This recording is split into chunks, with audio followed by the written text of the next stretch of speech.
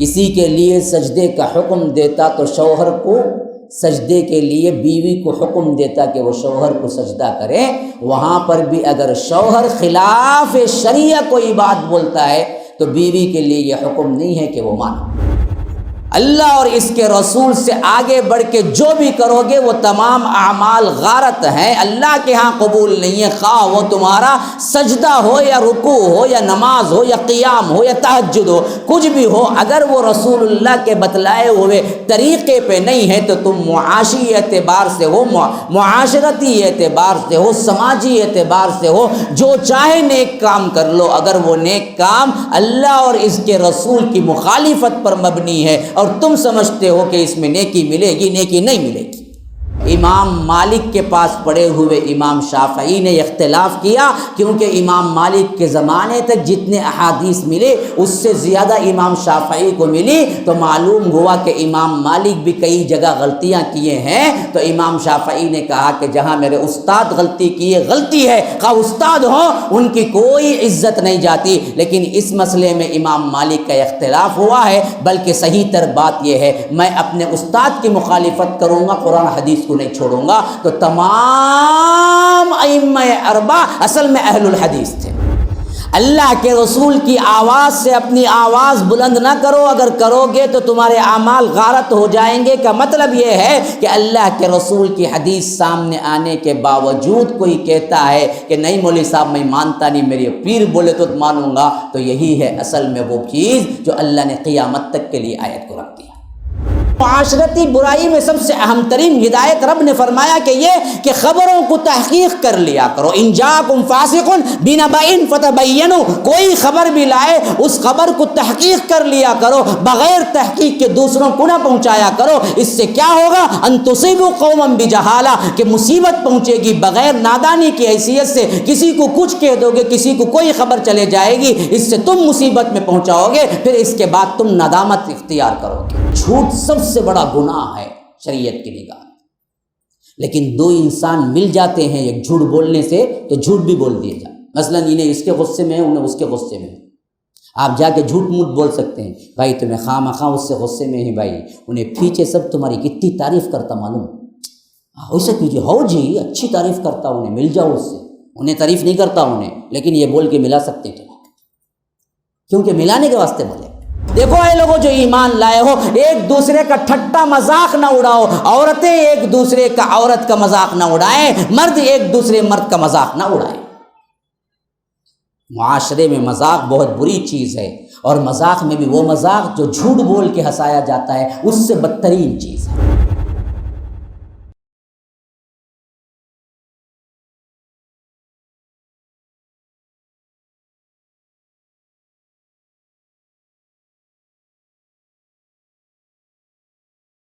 ان الحمد للہ نحمده ونستعینه ونستغفره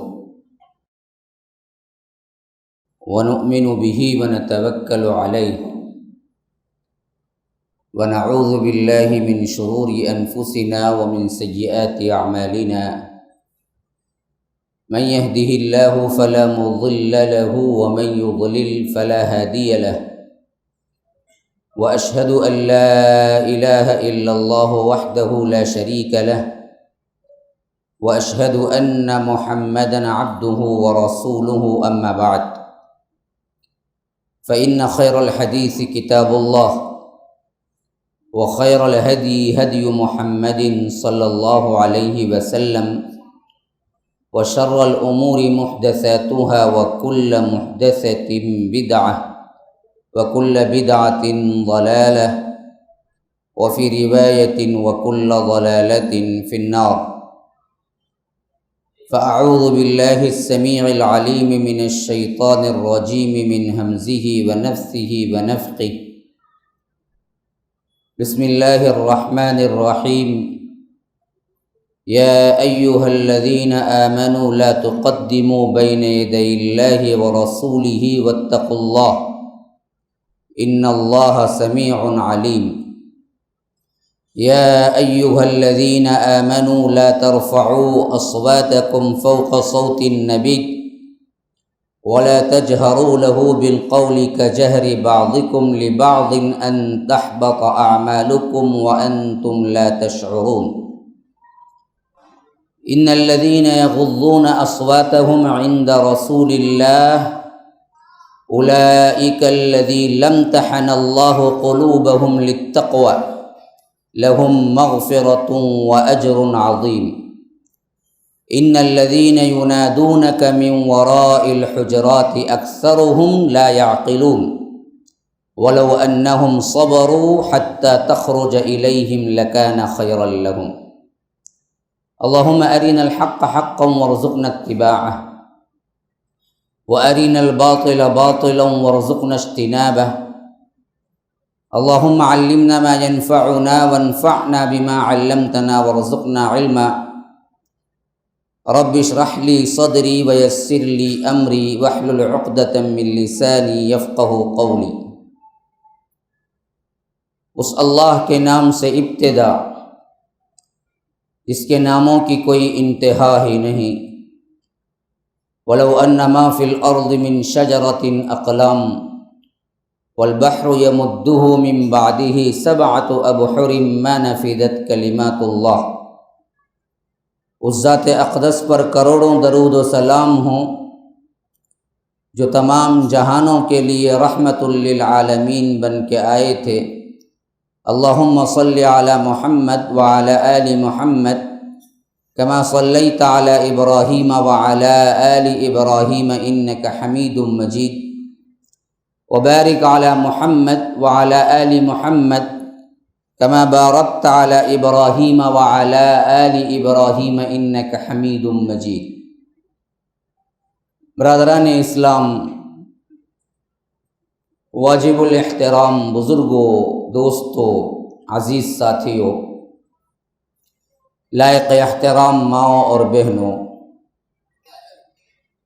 ابھی جو آیات میں نے تلاوت کی ہیں یہ سورہ حجرات کے ابتدائی آیات ہیں، جو سورہ نمبر کے اعتبار سے 49 ہے، اور اس کے بعد وہ صورتیں ہیں جن میں عموماً اللہ کے رسول صلی اللہ علیہ وسلم جہری نمازوں میں پڑھا کرتے تھے۔ قاف کا سلسلہ وہ شروع ہو رہا ہے حجرات کے بعد سے جو مرسلات تک یکساں چلتا ہے، جس کی صورتیں پیمانے کے اعتبار سے ایسے ہیں جس میں اللہ کے رسول صلی اللہ علیہ وسلم عموماً مغرب اور عشاء اور فجر میں جس کی تلاوت کرتے تھے۔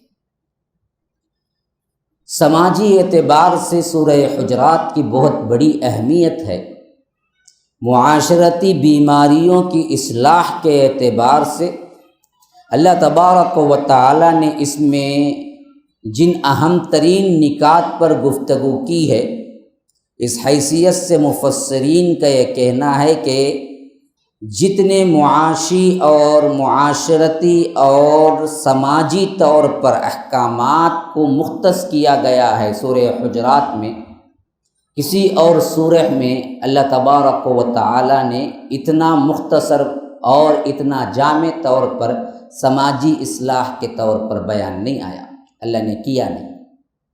اب میرا عنوان بھی تسلسل کے اعتبار سے لگ بھگ وہی مضمون تھا، سماج، معاشرہ، اصلاح، تزکیہ نفس۔ ان تمام معاملات کے لیے میں نے مناسب یہی سمجھا کہ آپ کے سامنے سورہ حجرات کا ایک خلاصہ پیش کر دوں، جس کے لیے میں نے ابتدائی چند آیات پڑھ کر بھی سنا دیے۔ اللہ تبارک و تعالی کہنے سے زیادہ سننے اور عمل کرنے کی توفیق عطا فرمائے۔ آج ہمارے معاشرے کو سخت ضرورت اسی بات کی ہے، سنتے تو بہت ہیں، کہتے بھی بہت ہیں، لیکن عمل ہمارے معاشرے کے اندر بالکل مخفوض ہے۔ عملی اعتبار سے آج کا مسلمان سب سے زیادہ گرا ہوا ہے، جس کے واسطے ہمیں اللہ کے رسول صلی اللہ علیہ وسلم کا دیا ہوا وہ معاشرہ اور وہ نمونہ ہم غیروں کو دکھا نہیں سکتے جو اصحاب رسول اللہ صلی اللہ علیہ وسلم نے ہمیں دکھایا اور بتایا۔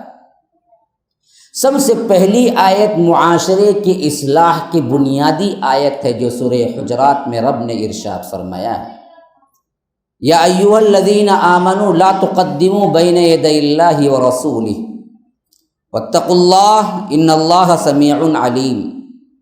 اے لوگوں جو ایمان لائے ہو، دیکھو اللہ اور اس کے رسول سے آگے نہ بڑھو، اللہ سے ڈرو، اللہ سننے والا جاننے والا ہے۔ یہ ہے معاشرے کی ابتدائی اکائی جس میں اصلاح ہو، جس میں معاشرہ قائم ہو، مسلم گھرانہ ہو یا مسلم محلہ ہو یا مسلم سوسائٹی ہو۔ ہونا یہ چاہیے کہ اللہ اور اس کے رسول کی بات آ جائے تو پھر تو اس کے آگے کوئی بات نہیں ہے، کسی کا کچھ نہیں چلتا، نہ امام کا، نہ پیر کا، نہ فقیر کا، نہ بڑے کا۔ چلتا ہے تو صرف اور صرف رب العالمین کا، اور اس کی مہر جو ثبت ہوتی ہے کہ یہ رب العالمین کا حکم ہے، یہ جناب محمد الرسول اللہ صلی اللہ علیہ وسلم کا۔ اس کے مقابلے میں کوئی آگے نہیں۔ اس کے ماتحتی میں اگر بات بڑے کی آ رہی ہے، ہاں سنو، یا ایھا الذین آمنوا اطیعوا اللہ واطیعوا الرسول واولی الامر منکم، یہ بھی خطاب ہوا ہے سورہ نساء کے اندر۔ اے لوگو جو ایمان لائے ہو، اللہ کی اطاعت کرو، اس کے رسول کی اطاعت کرو، اور اولو الامر کی بھی اطاعت کرو۔ امام ابن کثیر رحمہ اللہ فرماتے ہیں کہ اولو الامر سے مراد یہاں پر علماء اور حکمران ہیں، ان کی بات مانو۔ کب؟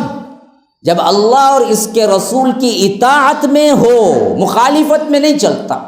لا طاعت لمخلوق فی معصیت الخالق، اللہ تبارک و تعالی کی نافرمانی میں کسی کی اطاعت جائز نہیں ہے۔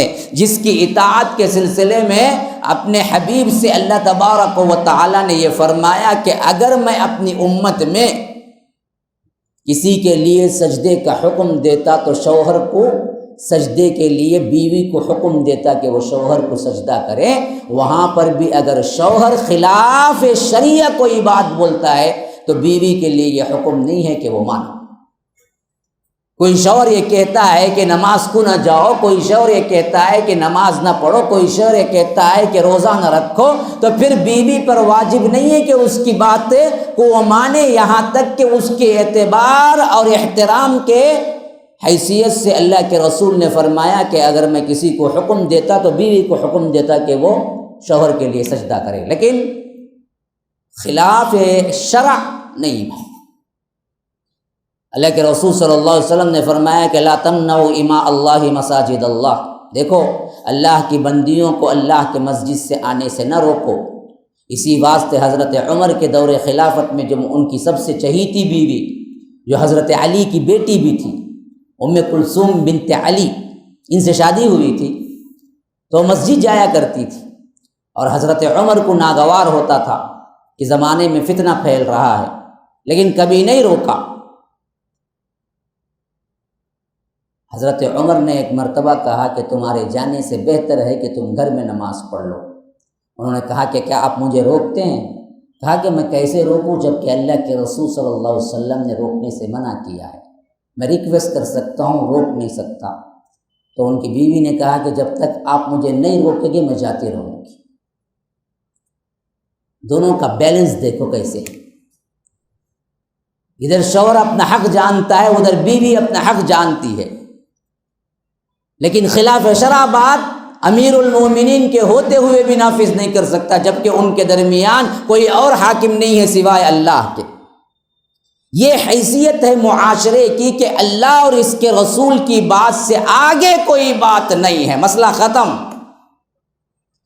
اللہ اور اس کے رسول سے آگے بڑھ کے جو بھی کرو گے وہ تمام اعمال غارت ہیں، اللہ کے ہاں قبول نہیں ہے، خواہ وہ تمہارا سجدہ ہو یا رکوع ہو یا نماز ہو یا قیام ہو یا تہجد ہو، کچھ بھی ہو، اگر وہ رسول اللہ کے بتلائے ہوئے طریقے پہ نہیں ہے تو تم معاشی اعتبار سے ہو، معاشرتی اعتبار سے ہو، سماجی اعتبار سے ہو، جو چاہے نیک کام کر لو، اگر وہ نیک کام اللہ اور اس کے رسول کی مخالفت پر مبنی ہے اور تم سمجھتے ہو کہ اس میں نیکی ملے گی، نیکی نہیں ملے گی۔ 15ویں شعبان کو پوری رات کھڑا ہو کے کیا ہے نماز پڑھتا ہے، قضا نمازوں کو بخشوانے کے لیے شب برات کا نام دے کر۔ اللہ کے پاس برکہ کی بھی حیثیت نہیں ہے، کیونکہ رسول اور اللہ نے بتایا نہیں ہے۔ لا تقدموا بین یدی اللہ ورسولہ۔ تمہارا معاشرہ، تمہاری سوسائٹی، تمہارا گھرانہ ایسے پختہ ہونا چاہیے کہ تمہارے گھروں کے اندر تمہارے بچے ہوں، تمہاری بیویاں ہوں، تمہارے جوان ہوں، تمہارے بوڑھے ہوں، اس بات پر پکا یقین رکھیں کہ اللہ اور اس کے رسول کے آگے ہمیں نہیں جانا چاہیے۔ اللہ اور اس کا رسول جو کہہ دے وہ آخری حد ہے، بس اس کے علاوہ کسی کی بات نہیں۔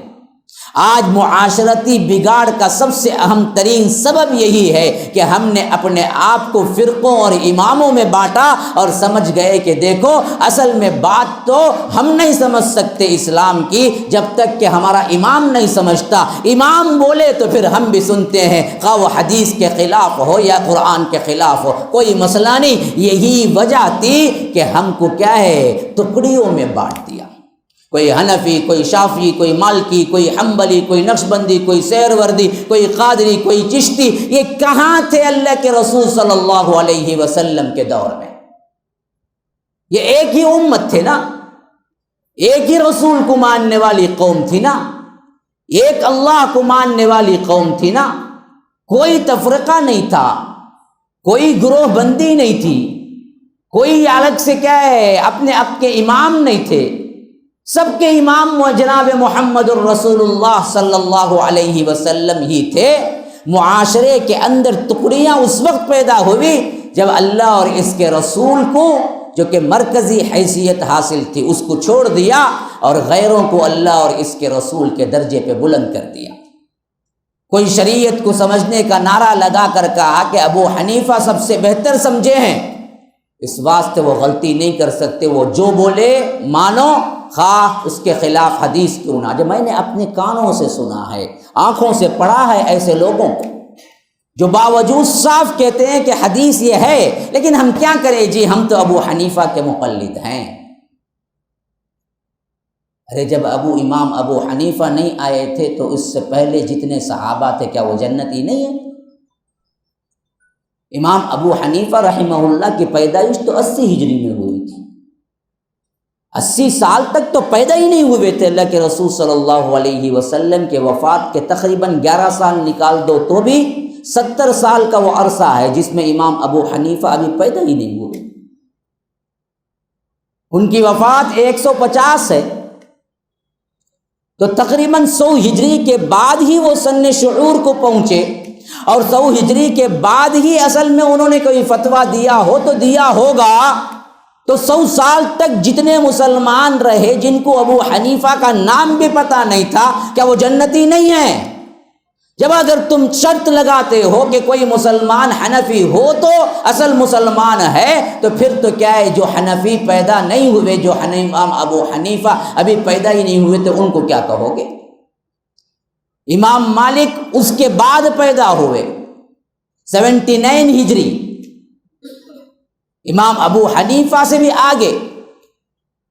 پھر اس کے بعد امام شافعی پیدا ہوئے، امام شافعی کی سن پیدائش، امام ابو حنیفہ کی وفات دونوں ایک ہی سن میں ہے، 150 میں امام ابو حنیفہ کی وفات ہوئی اور امام شافعی اسی سال پیدا ہوئے،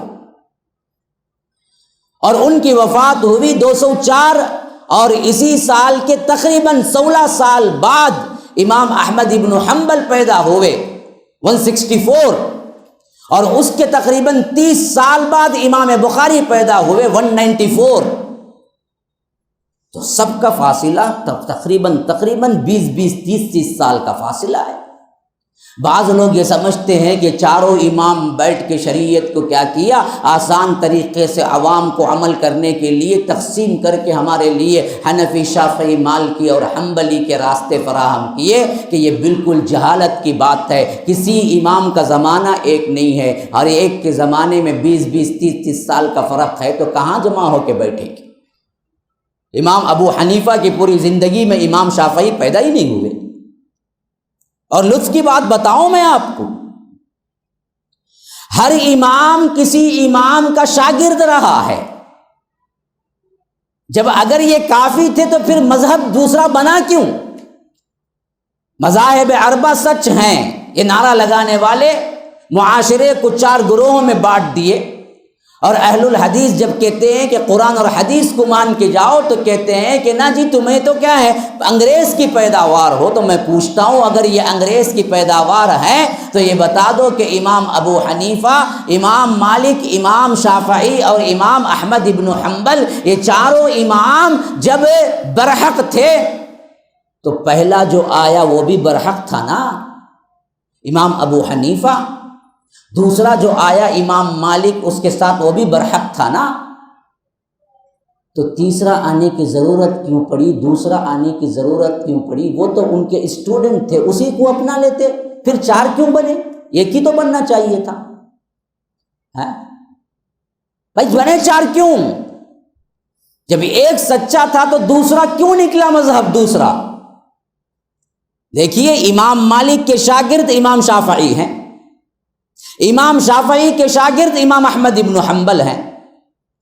جب یہ ان کے اسٹوڈنٹ ہیں تو انہوں نے اگلے طور پر الگ مذہب کیوں بنایا؟ بھائی استاد کی پیروی اسٹوڈنٹ کرنا ہی نہیں کرنا ہے؟ بولو نا جی، نیند آ رہی کیا ہے نا؟ سب سن رہے ہیں نا ماشاءاللہ سے؟ استاد کے پاس جو پڑھتا وہ اس پہ عمل کرتا نہیں کرتا؟ اسٹوڈنٹ کا کام کیا ہے؟ استاد جو بولے اس پر چلنا ہے نا۔ امام مالک کے جب شاگرد تھے امام شافعی تو پھر شافعی مذہب بنا کیوں؟ وہ کیوں مالک نہیں بنے؟ مالکی مذہب کو فالو کر لیتے۔ اور امام شافعی کے شاگرد امام احمد ابن حنبل تھے تو پھر کیوں حنبلی مذہب بنا؟ وہ امام شافعی کی پیروی کر لیتے۔ آگے کیوں نکلے؟ استاد کے خلاف کیوں گئے؟ خلاف گئے تو نہ مذہب بنا۔ یاد رکھو، کوئی اصل میں خلاف نہیں گیا۔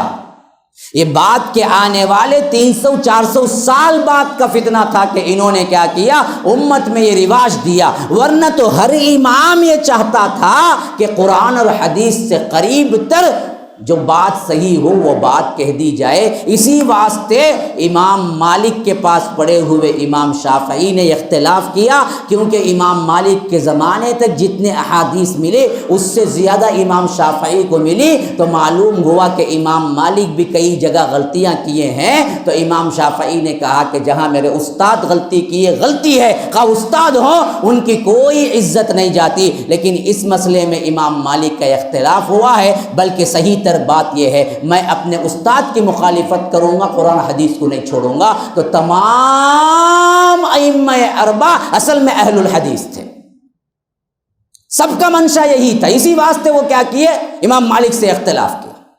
پھر امام شافعی کے پاس پڑے ہوئے احمد ابن حنبل نے جب دیکھا کہ امام شافعی کو اتنے احادیث نہیں پہنچے ہیں جتنے میرے پاس پہنچے ہیں، تو کئی جگہ امام شافعی سے بھی سہو ہوا ہے، غلطی ہوئی ہے، تو وہ میرے امام ہیں، میرے استاد ہیں۔ لیکن شریعت میں جائز نہیں کہ استاد کہتا ہے تو دلیل بن جائے، بلکہ دلیل قرآن و سنت بنے گی۔ اس واسطے اگر میرے امام ہیں، میرے استاد ہیں، لیکن اپنی جگہ، لیکن اس بات میں غلطی کیے ہیں، تو انہوں نے قرآن و سنت کے نزدیک جو بات تھی وہ کہی، تو حنبلی مذہب الگ ہوا۔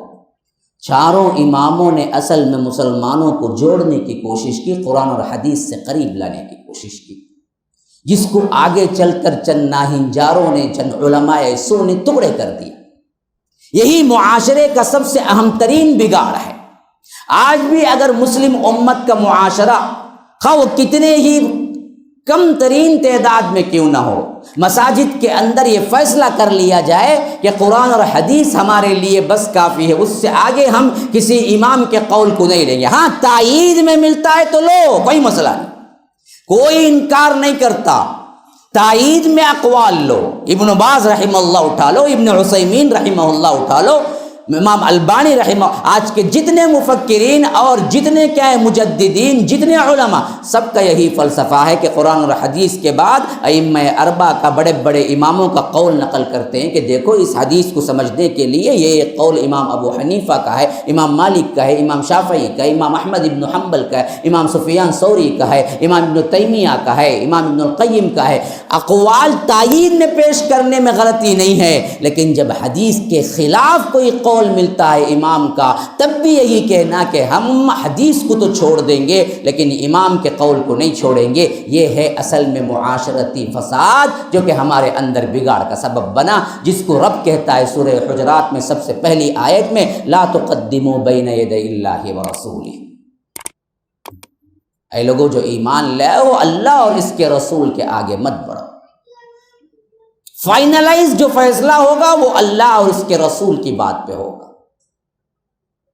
امام کبھی یہ جرأت نہیں کر سکتے کہ اللہ کے رسول کے خلاف کہیں. ہاں ان سے غلطی ہو سکتی ہے، انہیں حدیث نہیں پہنچ سکتی ہے. مثلاً دیکھیے آپ نے دیکھا ہوگا احناف وغیرہ کی مساجد میں امام کیا ہے تکبیر تحریمہ کھڑ کے نماز شروع کر دیتا ہے جب بھی آ کے سنتیں ادا کرتے ہیں. حالانکہ اللہ کے رسول نے فرمایا کہ اذا اقیمت الصلاۃ فلا صلاۃ الا المکتوبہ، جب کسی نماز کی اقامت کہہ دی جائے تو پھر اس نماز کے علاوہ کوئی نماز نہیں، خواہ وہ سنت ہو نفل ہو کچھ بھی ہو تمہاری. اگر وہاں پر فرض نماز کی اقامت کہہ دی گئی تو اس نماز کے علاوہ کوئی نماز نہیں. اور امام ابو حنیفہ کے قول لا کے کہتے ہیں کہ دیکھو جی وہ تمہارے لیے تو ہے لیکن ہمارے امام نے ہم کو اجازت دی ہے کہ ستون کے پیچھے پڑھ لو، اس واسطے یہاں پر نماز چل رہی ہوگی امام کی لیکن ہم آ کے سنت پڑھیں گے. یہ چیک ہے اصل میں. اب دراصل حدیث سے ڈائریکٹ ٹکرانے والا قول ہے تو اس قول کو ہم نہیں مانیں. لا تقدموا بین یدی اللہ ورسولہ، اللہ اور اس کے رسول کے آگے مت بڑھو. ہاں اگر بڑھو گے تو عمل قبول نہیں ہوگا، جو ہے جیسے ہے ویسے ہی مانو. اب امام ابو حنیفہ کو یا تو خطا ہوئی یا تو سہو ہوا یا تو غلطی ہو گئی. انسان ہونے کے ناطے غلطی ہو سکتی ہے، کوئی انسان اس سے مبرہ نہیں ہے سوائے جناب محمد الرسول اللہ صلی اللہ علیہ وسلم کی. یہ ہے اصل پختہ ہمارے سوسائٹی اور ہمارے معاشرے کو بنیاد بنانے کی سب سے پہلا. دوسری بات جو اللہ تبارک و تعالی نے فرمائی سماجی اعتبار سے وہ ہے رسول کا ادب. دوسری آیت میں فرمایا کہ یا ایھا الذین آمنوا لا ترفعوا اصواتکم فوق صوت النبی. دیکھو اللہ کے رسول کی آواز سے اپنی آواز کو اونچی نہ کرو. ولا تجہروا بالقول کجہر بعضکم لبعض ان تحبط اعمالکم. ایک دوسرے سے جس طرح بلند آواز سے تم بات کرتے ہو اس طرح رسول کو مت سمجھو. اگر تم نے اس طرح کی کوئی گستاخی کی ان تحبط اعمالکم تمہارے پورے عمل غارت ہو جائیں گے وانتم لا تشعرون تمہیں پتہ بھی نہیں چلے گا. یا رب نماز روزہ حج زکوٰۃ سب گیا غارت صرف اس واسطے کہ اللہ کے رسول کی آواز سے اس کی آواز اونچی تھی. اب ذرا دیکھیے بھائی بہت اہم ترین مضمون ہے جسے آپ غور کرنا. ایسے ہی وقت میں اب کیا ہے ادھر ادھر ذہن بٹائے گا شیطان. ذرا غور سے سنیے یہاں پر اللہ کے رسول کی آواز سے اونچی آواز نہ کرنا کب تھا؟ بولو نا جی بھائی آواز سے اونچی آواز کب ہو سکتی؟ جب اللہ کے رسول صلی اللہ علیہ وسلم موجود تھے. جب موجود تھے تب آواز تھی. آواز تھی تو اونچی آواز نہ کرنا تھا. خطاب کس سے تھا؟ صحابہ سے تھا. کب تک تھا؟ جب اللہ کے رسول دنیا میں تھے. جب اس دنیا سے چلے گئے پھر قرآن جو قیامت تک کی کتاب ہے اس میں یہ آیت ہے کیوں؟ پھر کیونکہ اللہ کے رسول صلی اللہ علیہ وسلم ہے نہیں. اب آواز کوئی آئے گی نہیں، کوئی بلند کرے گا نہیں. لیکن اللہ نے قیامت تک کے قرآن میں ہدایت نامے میں اس آیت کو ثبت کر کے صحابہ کو حکم دیا کہ دیکھو تم اپنی آواز کو بلند نہ کرو. تو صحابہ تو فوری عمل کرنے والے تھے. انہوں نے تو اس کا ایسا ایسا کردار نبھایا جو ہماری سوچ سے بھی زیادہ ہے. آپ کو معلوم ہے ایک صحابی تھے ثابت بن قیس. یہ صحابی کی قدرتی طور پر آواز بلند تھی. یعنی بعض لوگوں کے گلے بڑے ہوتے ہیں نا جی، انہوں بات کرے تو بھی چیخے جیسا لگتا. بھائی چیخو نہ کو بھائی، نہیں جی میری آواز ہی ویسی. تو یہ جو تھی نا قدرتی طور پر ان کی آواز تھوڑی سی بلند تھی. جب یہ آیت اتری یہ ایسے ڈرے کہ میرے تو پورے اعمال غارت ہو گئے، میری آواز تو کیا ہے بلند ہے، اللہ کے رسول کی آواز جب ہوتی تھی اور میری آواز جو ہوتی تھی میری آواز بلند ہو جاتی تھی، تو اللہ کے رسول صلی اللہ علیہ وسلم کی مجلس میں آنا ہی چھوڑ دیا اور روتے پلاتے گھر میں بیٹھ گئے اور اپنے آپ کو سمجھ لیا کہ میں تو جہنمی ہوں۔ جب ایک مدت تک دکھے نہیں مجلس میں، تو اللہ کے رسول صلی اللہ علیہ وسلم نے صحابہ سے پوچھا کہ بھائی یہ ثابت بن قیس دکھ رہے نہیں، کہاں ہے یہ دیکھیے اللہ کے رسول کتنا منوٹ طریقے سے نوٹ کرتے تھے اور کتنے ملنسار تھے۔ بڑے صحابہ میں سے نہیں ہیں، لیکن پھر بھی ایک ایک جو مجلس کو آتا تھا اللہ کے رسول دو بدو نام سے بھی پہچانتے تھے اور ان کے ساتھ ملاقات بھی تھی۔ جب حاضری نہیں ہوئی تو خود اللہ کے رسول نے صحابہ سے پوچھا کہ یہ کہاں چلے گئے؟ جو پڑوسی صحابی تھے انہوں نے کہا اللہ کے رسول وہ تو روتے رہتے گھر میں بیٹھے ہوئے ہیں، حتیٰ کہ مجلسوں کو آنا چھوڑ دیا ہے اور کہہ رہے ہیں کہ میں تو جہنمی بن گیا۔ اللہ کے رسول نے پوچھا بات کیا ہوئی، کیوں ایسا کہہ رہے ہیں؟ تو صحابی نے کہا کہ اللہ تبارک و تعالیٰ جو کہتا ہے کہ اپنی آواز کو نبی کی آواز سے اونچا نہ کرو، جو لوگ کرتے ہیں ان کے اعمال غارت ہو جاتے ہیں، تو پھر تو ان کی آواز قدرتی طور پر بلند ہے، تو انہوں نے سمجھا کہ ان کے پورے اعمال غارت ہو گئے اور یہ جہنمی بن گئے، اس واسطے یہ اپنے گھر میں روئے ہوئے ہیں۔ اللہ کے رسول صلی اللہ علیہ وسلم نے مسکرا کے کہا کہ نہیں، ان کو بلائے لاؤ۔ جب وہ آئے کہا کہ ثابت بن قیس سے کہ ثابت دیکھو تم ہرگز بھی جہنمی نہیں ہو بلکہ تم تو جنتی ہو۔ یہ فرمانا تھا کہ اسی وقت صحابہ کو یقین ہو گیا کہ یہ جنتی ہی ہیں اور دنیا میں ثابت کر کے جائیں گے کہ یہ جنتی ہے۔ جیسے ہی اللہ کے رسول صلی اللہ علیہ وسلم کی وفات ہوئی، صدیق اکبر کی خلافت میں جنگ امامہ ہوا جو مسیلمہ کذاب کے خلاف لڑی گئی اور اسی میں یہ شہید ہو گئے۔ دنیا میں واضح کر کے گیا کہ میرا رسول سے نکلی ہوئی کوئی بات غلط نہیں ہوتی، شہادت کے مرتبے میں۔ تو صحابہ نے تو اس کو 100% عمل کیا، وہاں بات ان کی تھی ہی نہیں، بات تو تھی آگے آنے والوں کی، لیکن فرمایا کہ رسول کی آواز سے آواز بلند نہ کرو، تو رسول کی آواز تو بات کے آنے والے سنے ہی نہیں، تو پھر آگے کیسے بڑھیں گے؟ تو آیت کا منشا یہاں آیات سے باتوں سے کیا ہے؟ احادیث رسول ہیں۔ آج بھی احادیث رسول تو موجود ہے۔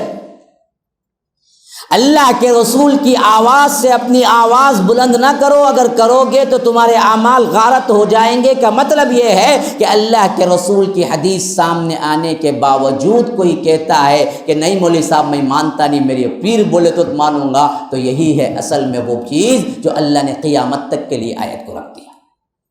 یہاں اصل میں اپنی آواز کو رسول کی آواز سے اونچا نہ کرو کا مطلب یہ ہے آج اللہ کے رسول تمہارے درمیان ہیں تو ایسی بات کرو جس میں دھیما پن ہو، اخلاق ہو، ادب ہو، اور اللہ کے رسول کی وفات کے بعد ان کے احادیث کے ساتھ ایسا سلوک کرو کہ اگر ان کی حدیث پڑھ کے سنا دی جائے تو تمہاری سب آوازیں بند ہو جانا چاہیے کہ اب نہیں، مسئلہ ختم۔ اللہ کے رسول صلی اللہ علیہ وسلم کی بات حدیث آ گئی۔ یہی چیز اسلاف میں تھی، لیکن جنہوں نے ایسی پیروی کی تھی انہی کو کیا کیا؟ امام بنا کے ہم نے مذاہب میں تبدیل کر دیا۔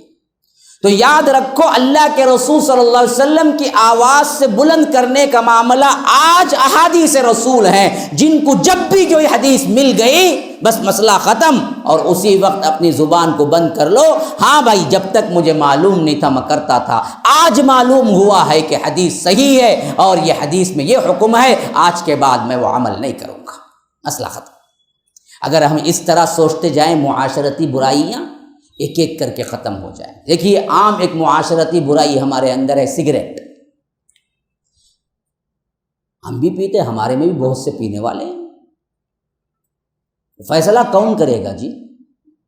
اب جو پیتے ہیں وہ بولتے ہیں کہ علماء کا اختلاف ہے بھائی، جو نہیں پیتے ہیں وہ بولتے ہیں کہ نہیں بھائی یہ حرام ہے۔ بھائی فیصلہ کس کا ہوگا بھائی؟ فیصلہ قرآن اور حدیث کا ہوگا۔ کسی کو مغالطہ ہوا کہ اس میں اختلاف ہے، بعض علماء نے اجازت دی، تو آؤ سیدھے سیدھے قرآن اور حدیث کی طرف۔ اللہ کے رسول صلی اللہ علیہ وسلم نے اور قرآن نے بتا دیا کہ دیکھو اپنے آپ کو قتل نہ کرو، لا تہلکوا بایدیکم الی التہلکۃ واحسنوا۔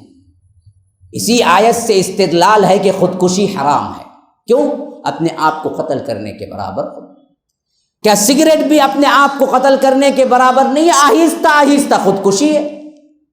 پھیپھڑے چلے گئے، لنگس فیلئر ہو گئے، بعد میں آگے چل کر پائے پورا نلا کا مسئلہ، پورا کیا ہے، تھروٹ کینسر ہو، ماؤتھ کینسر، سب کچھ آتا ہے اسی سے۔ تو صاف حدیث ہے کہ اپنے آپ کو قتل کرنے کا کوئی ذمہ داری تم پر نہیں ہے، یعنی تمہارا جسم تم جیسے چاہے استعمال کرو گے، نہیں ہوگا۔ تو معلوم ہوا کہ حرام ہے، اور اس معاملے میں قرآن اور حدیث کے اندر جو چیز واضح ہوتی ہے وہ حرام ہونے کے ناطے حرام کے قریب ہے۔ اب اس کے بعد بھی کہتا ہے کہ یہ اختلاف ہے، تو یہ اختلاف نہیں ہے بلکہ تیرے نفس کا شیطان ہے جو بولتا ہے۔ پیا پہلے پیا، اب واضح ہو گئی بات کہ آج کے دن معلوم ہو گیا کہ یہ حرام ہے۔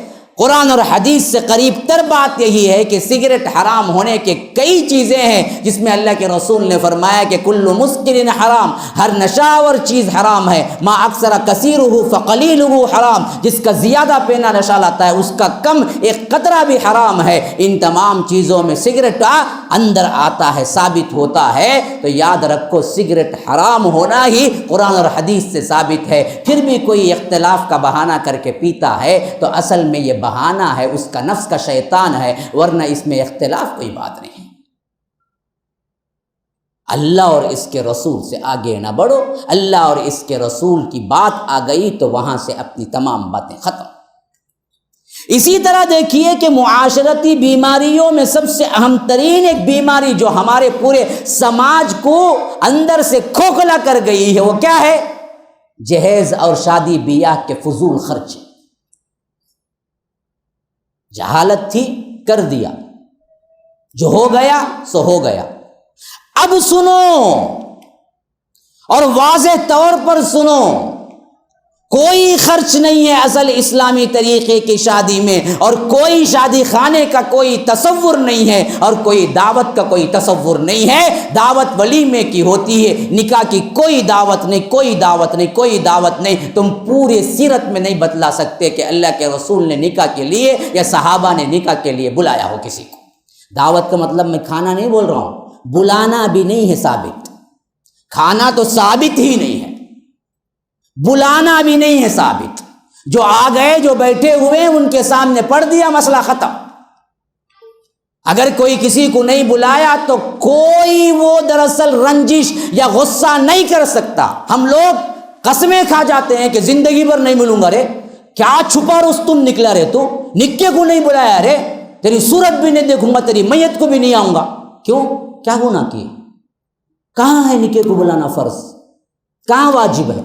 کہاں سنت ہے؟ کہاں مستحب ہے؟ کچھ بھی نہیں ہے جی، بلانا ہی ثابت نہیں ہے۔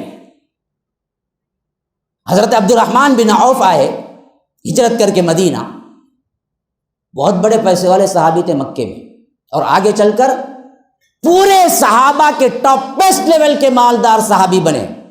لیکن ایک زمانہ ان پر ایسا بھی گزرا جس میں ایک درہم بھی ان کے پاس نہیں تھا، جب مکے میں سب کچھ چھوڑ کے وہ مدینہ آ گئے۔ نہ کھانے کے لیے کچھ تھا، نہ رہنے کے لیے سکن تھا، کچھ نہیں تھا۔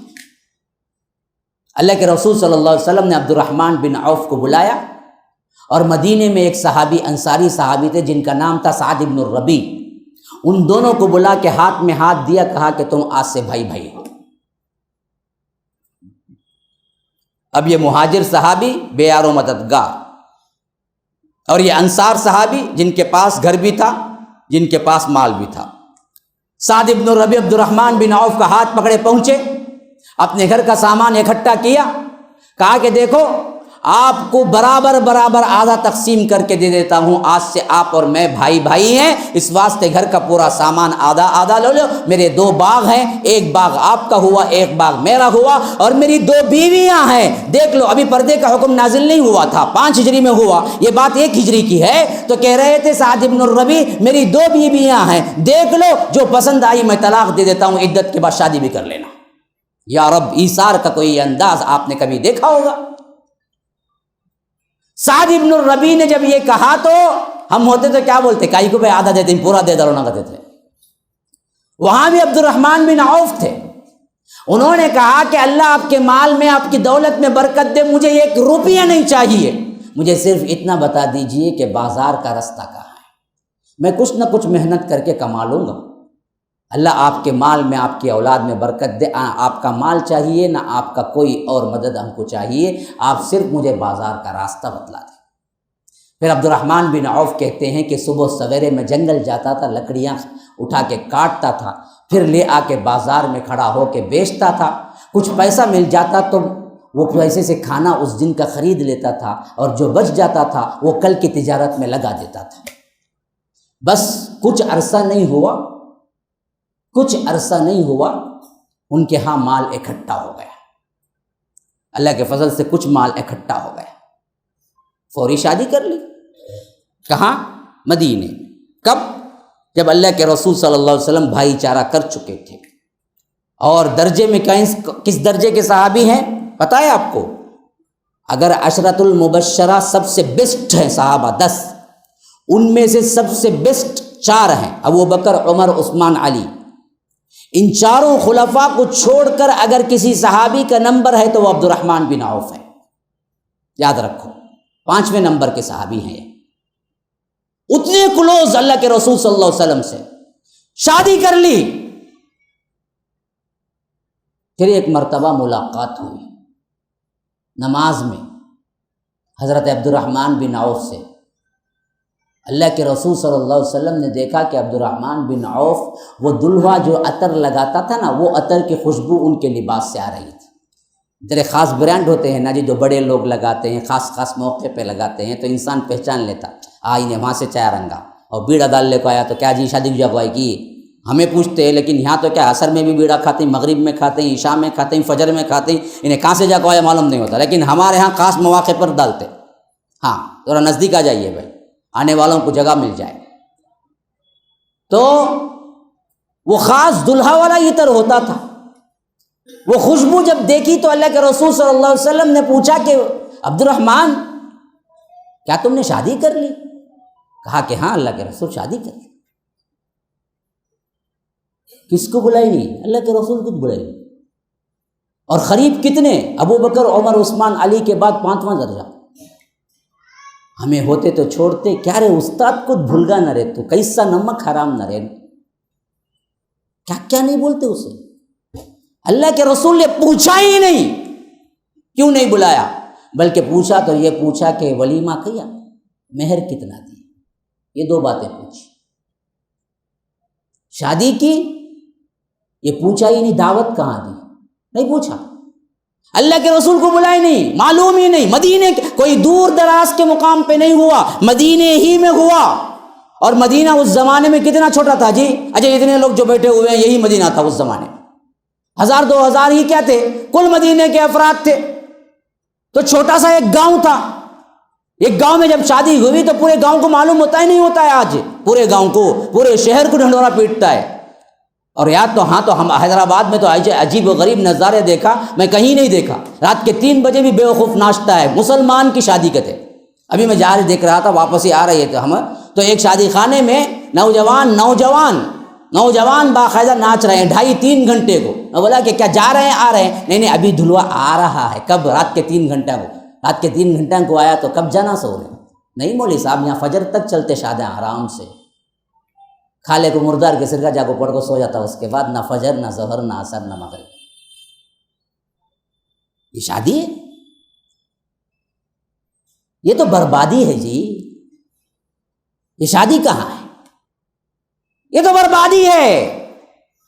اللہ کے رسول بالکل قریب ہے. عبد الرحمن بن عوف نہیں بلائے. نہ اللہ کے رسول نے پوچھا کہ کیوں نہیں بلایا، بلکہ پوچھا تو یہ پوچھا کہ مہر دیا. کہا کہ ہاں اللہ کے رسول دیا. کیا دیا؟ کہا کہ کھجور کے بیج کے اتنا سونا دیا. بہت اچھی بات ہے. ہمیں کیا کرے؟ 15 کم 600 کتے. کتنا مہر؟ 15 کم 600 کتے، یعنی 580 پر 5 روپے. کون جی بولے نہیں مولوی صاحب فاطمہ کا مہر کتے. کون؟ تمہیں جا کے دیکھ لگائے گی فاطمہ نے اتنے مہر لیے. کون سی روایت میں 15 کم 600؟ کون کہ حضرت علی نے 15 کم 600 فاطمہ کا مہر دیا؟ بالکل غلط روایت. حضرت علی تو مہر جو دیا تھا وہ زرہ بیچ کے دی تھی، جو تقریباً 470 درہم کی تھی۔ 470 درہم آج کے اگر چاندی کا حساب لگایا جائے تو تقریباً 5,000 80,000 ہوتے ہیں، اس وقت بھی جو دیا تھا۔ آج تو جیسے کوئی 5 لاکھ کماتا ہو تو کم از کم 1 لاکھ مہر دینا چاہیے، کوئی 10 لاکھ کماتا ہو تو کم از کم 5 لاکھ مہر دینا چاہیے اس کو، جیسی وسعت ہے ویسے مہر دو۔ مہر کو کیا کر دیا تم نے؟ تو بالکل یہ حقیر سمجھ کے 1000 2000 میں ختم کر لیا۔ بینڈ باجے پہ تو کیا ہے 1,00,000 2 لاکھ لگتے ہیں، اور شادی خانے کے لیے 5 لاکھ لگاتے ہو، جو بالکل بھی کیا ہے شریعت سے ثابت ہی نہیں ہے۔ تو حضرت عبد الرحمن بن عوف نے کہا کہ میں تو سونا دیا، سونا۔ تو دوسری بات جو پوچھے اللہ کے رسول نے، وہ کہا کہ ولیمہ کیا؟ کہا کہ نہیں اللہ کے رسول، ولیمہ نہیں کیا۔ تو اللہ کے رسول نے فرمایا کہ اولم ولو بشاتن، دیکھو ولیمہ کرو خواہ ایک بکری ہی کیوں نہ ہو۔ کیا مطلب؟ کتنی تنگ دستی ہی کیوں نہ ہو ولیمہ کرو، ایک بکری ہی کیوں نہ ہوگا تو ہمارے پاس آج بکریش نہیں تو ہمیں نہیں کرنا ہے کہ ولیمہ، یہ مطلب نہیں۔ اس زمانے میں ایک بکری کا ہونا مثالاً اس حیثیت سے جیسے آج ہمارے پاس سائیکل کا ہونا۔ کتنا غریب رہا تو سائیکل تو رنگی اس کے پاس، ہاں کار نہیں، بائک رنگی، بائک بھی نہیں، چھوٹے موٹے دوسرے کہتے بھی ٹرائی سائیکل آ رہے ہیں وہ بھی نہیں، کم از کم سائیکل تو ہے۔ وہ کون سا غریب ہے جس کے پاس سائیکل بھی نہیں ہے؟ نہیں تو گورنمنٹ دیتی سائیکل، لے بات چلا کو مر بول۔ تو سائیکل تو اتنا غریب اس زمانے کے لحاظ سے بکری کا ہونا انتہائی، کوئی 10 رکھتا تھا، کوئی 5 رکھتا تھا، کوئی 100 رکھتا تھا، کوئی 200 رکھتا تھا، کوئی 1000 رکھتا تھا، کوئی بڑے بڑے غلے رکھتا تھا، لیکن کچھ بھی نہیں رکھنے والا بھی ایک بکری تو رکھتا تھا، جس سے اس کا دودھ وہ پیتا تھا، ضرورت پڑنے پر اسے کاٹ کے ذبح کر کے کھاتا تھا۔ تو ایک بکری کا ہونا سب سے آخری تنگ دست انسان کی بھی دلیل یہ تھی کہ اس کے پاس کم از کم ایک بکری ہوتی تھی۔ تو اسی واسطے اللہ کے رسول نے فرمایا کہ دیکھو ولیمہ کرو اگر ایک بکری ہی کیوں نہ ہو، اولم ولو بشاتن، مطلب یہ ہے کہ کتنی بھی تنگ دستی کیوں نہ ہو ولیمہ کر لو۔ نکاح کے دعوت کا کوئی تصور نہیں، ہاں ولیمے کے لیے کہا۔ اور اس میں بھی کیا مطلب، ولیمہ کرو ایک بکری ہی کیوں نہ ہو، بولے تو کیا بکری کٹ کچھ ذبح کر کچھ کیا ہے گوشت کھلانا ضروری کیا؟ نہیں، میں نے بتایا نا تنگ دستی کی علامت تھی، ورنہ ولیمے میں اللہ کے رسول ستو بھی کھلائے ہیں۔ معلوم حضرت زینب بنت جہش کا ولیمہ ہوا تو اللہ کے رسول صلی اللہ علیہ وسلم نے اسی ایک ولیمے میں کیا ہے تھوڑا سا پنیر کے ساتھ گوشت کھلایا، بعض روایتیں۔ ورنہ جتنے اور امہات المومنین کی شادیاں ہوئی ان سب میں کہتے ہیں کہ حضرت زینب بنت جہش کا ولیمہ سب سے ٹاپسٹ تھا، جس میں اللہ کے رسول صلی اللہ علیہ وسلم نے شوربہ دیا۔ ورنہ تو اللہ کے رسول ولیمے میں کبھی کبھی تو کیا کھلایا، ستو کھلایا، ستو۔ بلا کو کرو نا تمہیں بھی ایک ولیمہ، آ جاؤ بھائی سب کو، کل میرے بیٹے کا ولیمہ ہے، آئے بس سب کو بولو 2 میری بسکٹ چا پی لے کو جاتے رہو، بولو مار دلیں گے مت پکڑو تم نا، کیا رے مذاق کرتا ہے تو کئی کو بلایا، حیثیت نہیں تو کون بولے جی بریانی کھلاؤ بول کے، کہاں ہے بریانی کھلانا، کہاں ہے بتاؤ نا۔ امہات المومنین میں سے غالباً صفیہ ہیں یا کوئی اور ہیں جن سے شادی ہوئی تو اللہ کے رسول صلی اللہ علیہ وسلم نے کچھ بھی انتظام نہیں کیا، بلکہ الٹا آ کے صحابہ سے کہا کہ دیکھو تمہارے پاس کیا کیا ہے سب لاؤ۔ کوئی کچھ گڑ لے آیا، کوئی پنیر لے آیا، کوئی کچھ مسکا لے آیا، کچھ کیا ہے جو کے دانے لے آیا، کچھ ستو لے آیا۔ اللہ کے رسول صلی اللہ علیہ وسلم جو جتنا بھی وہ لے آئے نا سب کو لا کے کیا ہے ایک سفید چادر پہ ڈال کے اپنے ہاتھوں سے کیا ہے سب کو ملا کے کیا ہے ایک قسم کا حلوہ بنا دیا، اور کہا کہ آؤ بھائی سب کچھ اٹھا کے کھاتے جاؤ، ولیمہ ہو گیا، کھا لیے چلتے بڑھو جاؤ نکلو، ختم ہو گیا ولیمہ۔ تمہیں بولو فون نہ کرو با ولیمہ آتے اس ٹائم پہ ایک میرے بسکٹ لے لگا با سب کے ملا کو ایک میرے بسکٹ دے گو جب کھا لے گو چل جا ولیمہ ہوگا، بولو مانیں گا کون تبھی کیا؟ پھر کیا سنت رسول پہ چلتے ہو؟ خالی ہاتھ اوپر باندھنا کیا ہے، لمبے لمبے چیرنا، انگلی ہلانا، یہ اہل الحدیث ہے کیا؟ ہم بھی تو رسم ایجاد کر لی، جیسے چند نشانیاں ہیں ویسے ہی نشانی، ارے پورا عمل کرو جی، پورا عمل کر کے دکھاؤ۔ معاشرتی بیماری میں سب سے زیادہ نحوست زدہ جو ہے وہ یہی جہیز ہے۔ شادیاں مہنگی ہو گئی تو زنا آسان ہو گیا اس قوم میں۔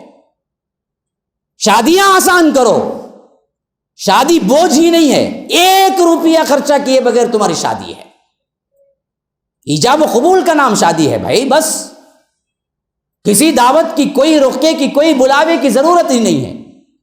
بس جو بیٹھے ہوئے ہیں افراد اعلان کر دیا کہ بھائی تھوڑی دیر بیٹھو، ابھی میری بیٹی کا نکاح ہے، نکاح پڑھا دیا حضرت فاطمہ کا اللہ کے رسول نے۔ پہلے سے کس کو دعوت دی بتاؤ؟ کوئی دعوت۔ حالانکہ جنت کی عورتوں کی سردار ہیں، اور ادھر حضرت علی سب سے چہیتے ہیں جن سے شادی ہو رہی ہے۔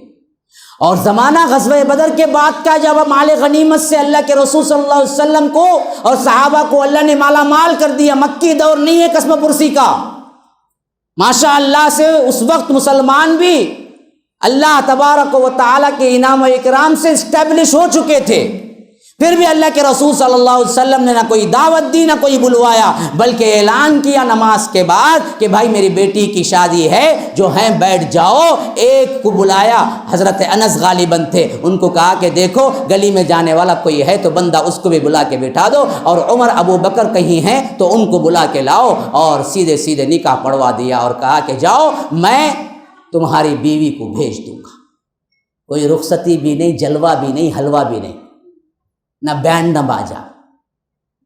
عصر کی نماز میں غالباً نکاح ہوا، ادھر حضرت علی اپنے گھر، ادھر فاطمہ اپنے گھر، رات کا موقع تھا، تو خود حضرت ام سلمہ کہتی ہیں کہ ہم سوچ رہے تھے کہ کم از کم دونوں کو ملنے کے لیے ایک جگہ، ایک جھوپڑی تو ہو، لیکن ہمارے پاس جگہ نہیں تھی کہ کہاں رکھیں۔ آخر کار ایک انصاری نے تھوڑی سی جگہ دی تو ہم نے اس پہ چھپر ڈالا اور ان کو ایک روم جیسا بنایا، اور ہم نے فاطمہ کو تیار کیا، پھر اس کے بعد سیدھے سیدھے خود جا کے وہاں پر چھوڑ آئے کہ لو تمہاری بیوی اب تم سنبھالو، مسئلہ ختم۔ صرف اللہ کے رسول نے کیا تو یہ کیا کہ کہا کہ دیکھو تم اپنی زندگی کا آغاز نہ کر لینا جب تک کہ میں نہ آ جاؤں۔ پھر اللہ کے رسول عشاء کی نماز کے بعد گھر پہنچے، دونوں جو نئے نئے دلہا دلہن تھے دونوں کو دعائیں دی، اور اللہ کے رسول صلی اللہ علیہ وسلم نے کہا کہ وضو کے لیے پانی رکھو، اور اللہ کے رسول وضو کیے، اور اس بابرکت پانی جو وضو کیے ہوئے تھے اللہ کے رسول، وہ پانی کے چھینٹے ذرا تھوڑا سا حضرت فاطمہ پر اور حضرت علی پر ڈالا، اور دعا کی کہ اے اللہ اس جوڑے کو سلامت رکھنا، بابرکت بنانا۔ پھر وہاں سے نکل گئے، زندگی کا آغاز ہو گیا، مسئلہ ختم، شادی ہو گئی۔ نہ کوئی کھانا، نہ کوئی دعوت، نہ کوئی رخصہ، نہ کوئی ارینجمنٹ، نہ کوئی پیسہ، کچھ نہیں خرچ ہو۔ ایسی شادیاں رکھو، یہ شادیاں ہیں معاشرے کو سنبھالنے والے۔ کروڑوں کا روپیہ جو ان میں خرچ ہوتا ہے، تعلیم پہ خرچ کرو، شادی خانے بند کرو، دیکھو پھر ہماری قوم کہاں پہنچتی ہے۔ جتنے کروڑ ہم اگر خرچ کر رہے ہیں شادیوں میں، اگر وہ شادیوں سے رکوا کر ہم امت کے تعلیم پہ خرچ کریں گے تو یاد رکھو ہماری حالت بالکل بدل جائے گی۔ لیکن ہم نے کیا کیا؟ یہ بیہودہ رسومات میں کروڑوں کا لوٹا دیا، جبکہ اس کا کوئی اثر، کوئی بھی آپ کے لیے کوئی دلیل نہیں ملتی۔ بالکل سادے شادیاں ہوا کرتے تھیں، اور شادی لمحات میں طے ہوتی تھی، نسبت کتے کیا کی کتے، اس کے بعد 3 سال 2 سال اسے لٹکا کو رکھتے، بعد میں انہیں فون کر کو پوچھتا مولوی صاحب میرے منگیتر سے میں فون میں بات کرے جا کی، تو کائی کو منگیتر بنیا، شادی کر لینا تھا نا سیدھا، کون کرو بولے تجھے منگنا، کون رہو بولے تجھے 1-2 سال انتظار میں، کون بیرا روی کا شکار ہو بولے، کون یہ سوال کرو بولے، سیدھے عمر ہوگی شادی کرتے جانا، مسئلہ ختم۔ کائی کی منگنی، کائی کی انگوٹھی، انگوٹھی پہنانا بھائی، کیسا منگنی نہیں تو کیسا شادی، کون انگوٹھی پہنائے جی، کون سی منگنی ہوئی، کون سا پھول رکھے، لڑکی والے جھانگری لانگے کہتے، لڑکے والے لڈو لانا کہتے، انہوں موز کی پھنی لانا کہتے، انہیں بوندی لے لے کے آنگا کہتے، انہیں کافر لانا کہتے، انہیں ادھ بتی لے کو آنگا کہتے، وہ سب پورے چیزاں اس کے گھر میں جمع ہونا، شادی ہوتی کی نہیں، مرگا کی بندہ سمجھ میں نہیں آتا وہ بات سے، لیکن رسم پورے ہونا۔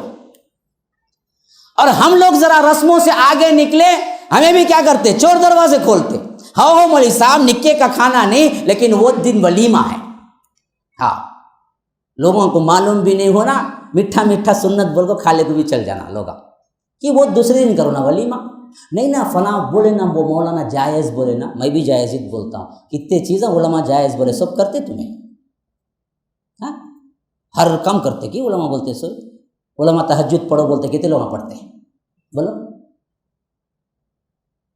یہاں مت فتویٰ نکلتا نہیں نا جائز بولے نا، او جی جائز ہی چاہیے، کبھی کبھار کوئی یہ کر لیا تو پرواہ نہیں، تمہاری نیت ہے الگ ٹرینڈ بدلانا، نام کا نام بھی ہو جانا, سنت کے مطابق نکاح ہوا بھائی. کیا عصر میں نکاح, مغرب میں ولیمہ. آنے والے کو معلوم ہے وہ نکاح کا کھانا نہیں ولیمے کا بول کو, اسے نہیں معلوم. انہیں آتا نکاح کا کھانا سمجھ کو کھا لے جاتا رہتا, تو پیغام نہیں ہوا نا اسے. انہیں سمجھتا کہ نکاح کا کھانا بول کے ایک غیر مسلم کو بلائے تمہیں, آ بھائی آپ کو کھا لے کو جا, انہیں کیا سمجھیں گا؟ آہا جس طرح ہمارے اس میں ہے رے کھانا ویسا جن کے اس میں بھی کھانا ہے, جبکہ کھانے کا تصور نہیں ہے اسلام میں. ہم تو دھوکہ دینے کے لیے بنا کے رکھے ہوئے ہیں نا جی. اس میں بھی اندر 50-50 کہتے, کون لڑکی والے 50 دان لگاتے, انہیں 50 دان لگاتے کہ جی ولیمہ بولے اللہ کے رسول دلہا کو, اولیم ولو بشاتے, ولیمہ کرو تم, کون دلہا. دلہن سے لینا کہاں سے جائز ہوا؟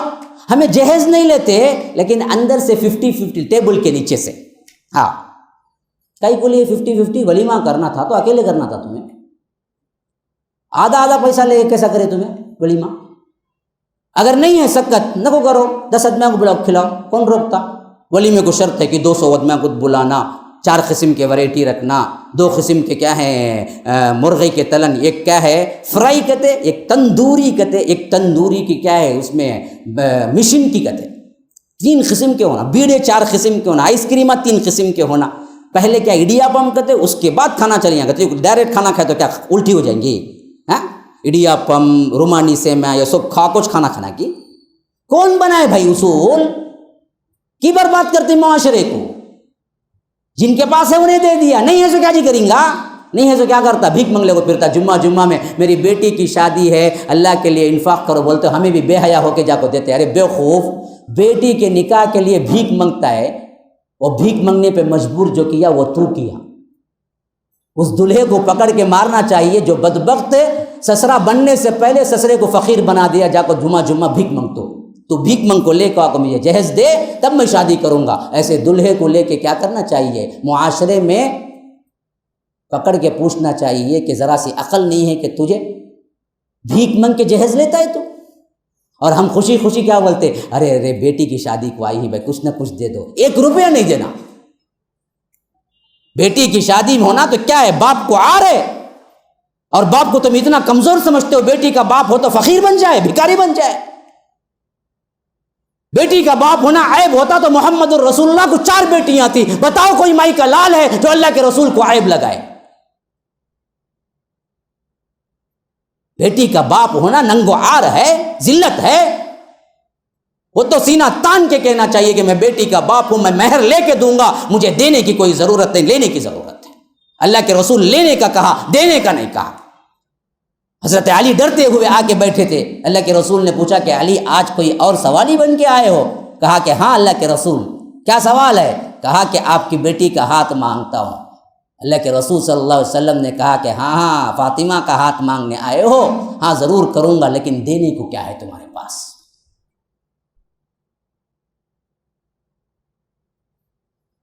لینے کا ہے بیٹی کا باپ, دینے کا کچھ نہیں ہے شریعت.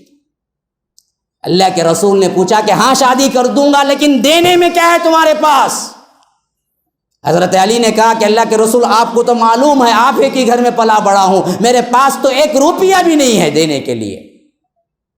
تب حضرت علی کو اللہ کے رسول نے یاد دلایا, دیکھو غزوہ بدر میں غنیمت میں جو زرہ ملی تھی تمہیں, لوہے کا کوٹ ملا تھا, وہ تو ہے. تو حضرت علی نے کہا کہ اللہ کے رسول وہ تو جنگی سامان ہے, اسے مہر میں کیا کروں گا میں دے کے؟ فاطمہ زیرہ لے کے کیا کرے گی؟ اللہ کے رسول نے کہا کہ نہیں, یہ زیرہ کو جا کے قیمتاً بیچو, پھر وہ قیمت لا کے مہر کے طور پر مجھے دو, پھر میں نکاح تمہارے ساتھ کرتا ہوں.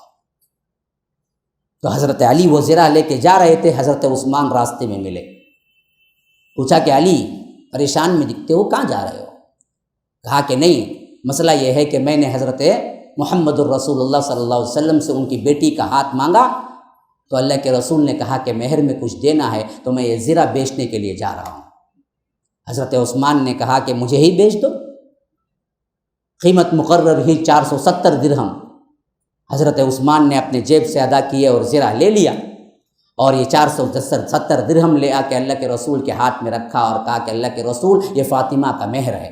تو اللہ کے رسول وہ مہر لے لیا, پھر اسی مہر سے چند درہم حضرت علی کو دے کے کہا کہ دیکھو جاؤ اس میں سے 2 تکیے خرید لینا، کچھ خوشبو خرید لینا، ایک چکی خرید لینا، کیونکہ فاطمہ کو خوشبو پسند ہے۔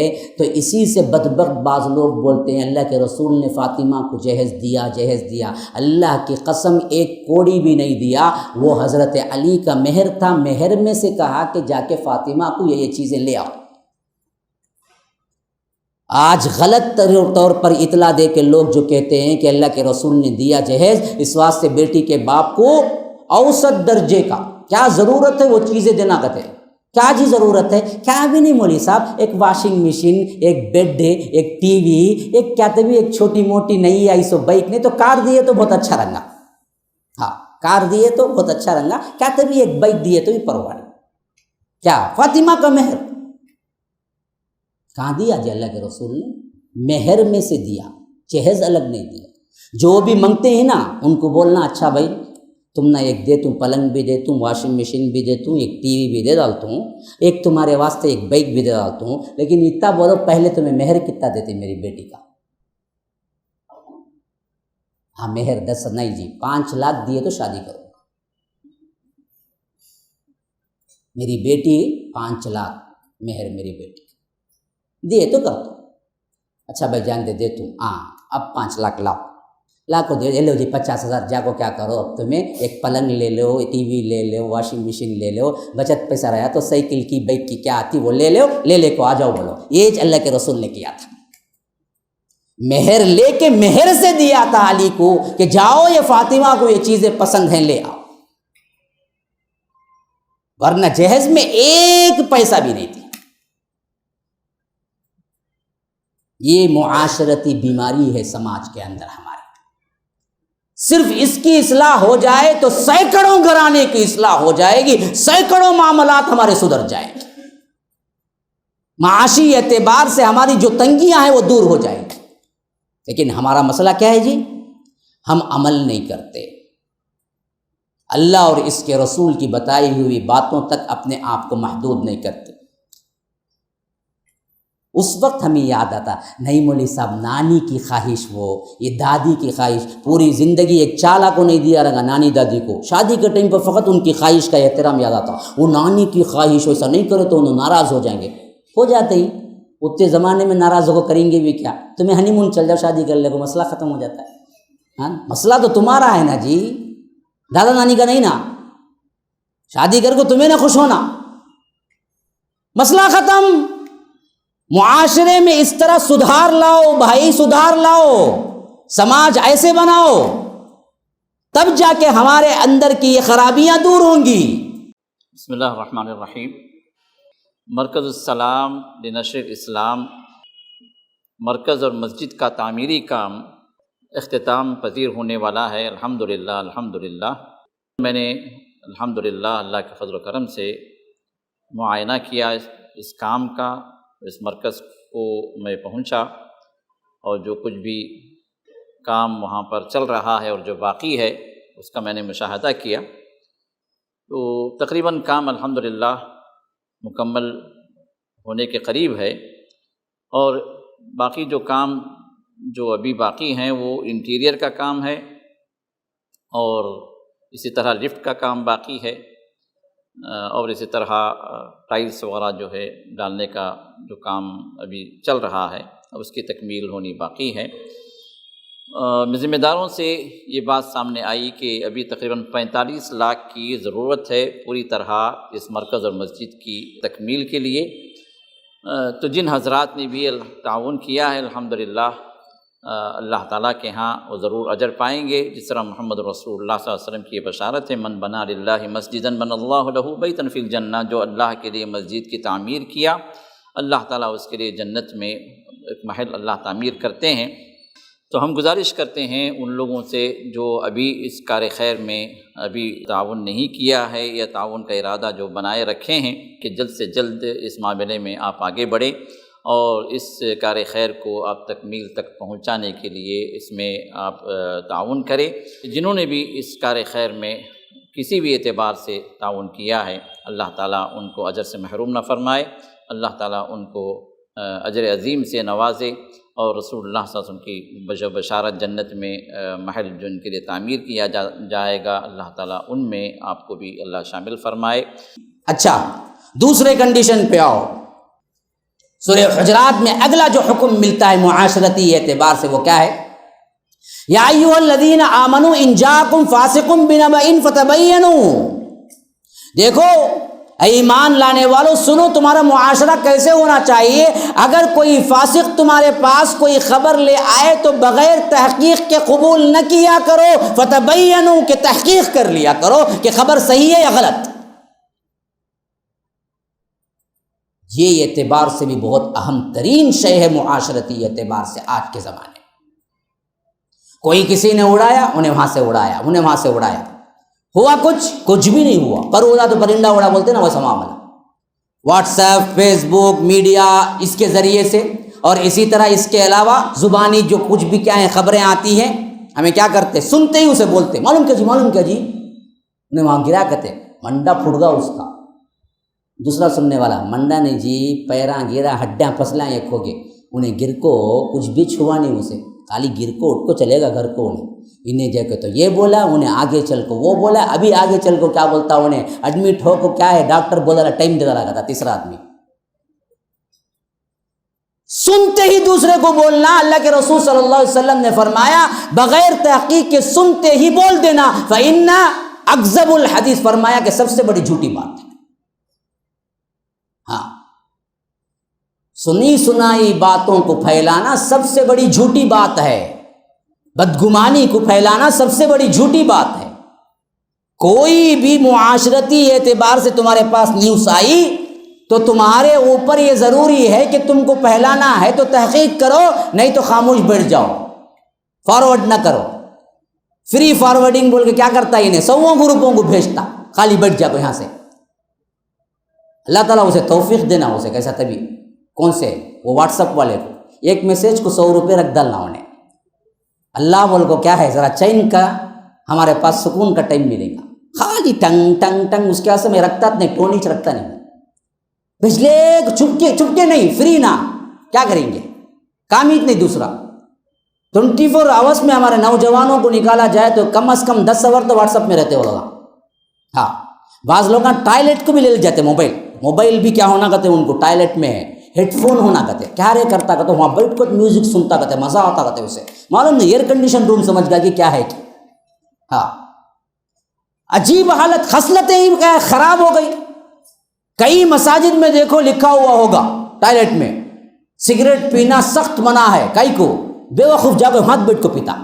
ارے کیا تبھی اچھی جگہ ہے وہ، ایک تو پیتا خراب کام کرتا، حرام کام کرتا، حرام کام بھی مسجد کے ٹوائلٹ میں آؤ کرتا، حرام پہ حرام۔ اور وہ ٹوائلٹ گندی جگہ جہاں پر کیا ہے بات کرنے سے بھی منع کیا گیا، اللہ کے رسول کو سخت ناپسند تھا پیشاب کرتے ہوئے یا ٹوائلٹ میں رہتے ہوئے بات کرنا۔ انہیں ہے نہیں بات کر لے کچھ جاتا پیشاب کو، ہاں ہلو بولو جی کیا ہے، میں ٹوائلٹ میں ہوں، بولو کیا۔ ارے بیوقوف، تہذیب نہیں، تمدن نہیں، انسانیت نہیں، جانور بن گئے۔ اللہ کے رسول نے کلام کرنے سے منع کیا ہے ٹوائلٹ میں۔ میں نے مسجد کے ٹوائلٹوں میں دیکھا ہے کئی لوگ کیا پیشاب، وہ پتہ نہیں یہ مسجد والوں کو بھی ہوا کہ آج تک سمجھ نہیں آیا، یہ ٹوائلٹ کے ساتھ بغیر دروازے کے پیشاب خانے کئی کو بنتے، آج تک سمجھ میں نہیں آیا مجھے۔ آخر وہ ڈور لگانے میں کروڑاں استعمال ہو جاتے کہ کیچ کی، وہ ڈور لگا کو چھوڑے تو کم از کم پردہ تو رنگا، وہ ڈور نہیں لگا کو پیشاب خانے بنتے دیکھو، پورا نکال کو آرام سے بیٹھ جاتا انہیں، میدان میں بیٹھے سرکار۔ لا حول ولا قوت، ران ستر اللہ کے رسول نے فرمایا، ران ستر ہے، ران ستر ہے، ران ستر ہے، پورے رانا دکھتے رہتے۔ ایک چھوٹا سا اس میں آڑ یا ایک چھوٹا سا ٹن کا ایک دروازہ ڈال دیے تو کیا چلے جائیں گے، 2-3 ہزار روپے خرچہ ہوگا۔ میں تو کبھی کبھی سوچتا کہ خالی اس کے لیے ایک ٹیم بناؤں اور پورے ہندوستان کے مسجدوں کا وزٹ کروں اور جتنا ان دروازوں کو خرچ ہوتا وہ خرچ دے کر اللہ کے لیے ریکویسٹ کروں کہ بھائی وہاں دروازے لگا دو۔ آخر یہ پیشاب خانوں میں بغیر دروازے کا سسٹم کون نکالا، مجھے آج تک سمجھ نہیں آیا۔ اللہ کے رسول صلی اللہ علیہ وسلم کے زمانے میں ٹوائلٹ کا تصور بھی نہیں تھا، تبھی بھی اللہ کے رسول پیشاب پیخانے کے لیے اتنا دور نکلتے تھے. حضرت انس کہتے ہیں یہاں تک کہ ہماری نظروں سے اوجل ہو جاتے، تب جا کے اللہ کے رسول صلی اللہ علیہ وسلم کرتے. ایک ایک کے لیے ذرا تصور کرو، گھروں میں ٹوائلٹ نہیں تھا وہ زمانے میں، ایک انسان کو ارجنسی ہے، تبھی بھی حیا کا اتنا زیادہ پاس و لحاظ تھا اللہ کے رسول کو. ویسے ارجنسی کے موقع پر بھی اللہ کے رسول چلتے چلتے چلتے چلتے چلتے اتنا دور چلے جاتے حتیٰ کہ آبادی ختم ہو جاتی اور کوئی انسان نظر نہیں آتا. تب جا کے اللہ کے رسول صلی اللہ علیہ وسلم کسی ڈھلوان کے نیچے بیٹھ کے کرتے تاکہ وہ کرتے ہوئے بھی کسی کو دکھ نہ جاؤ.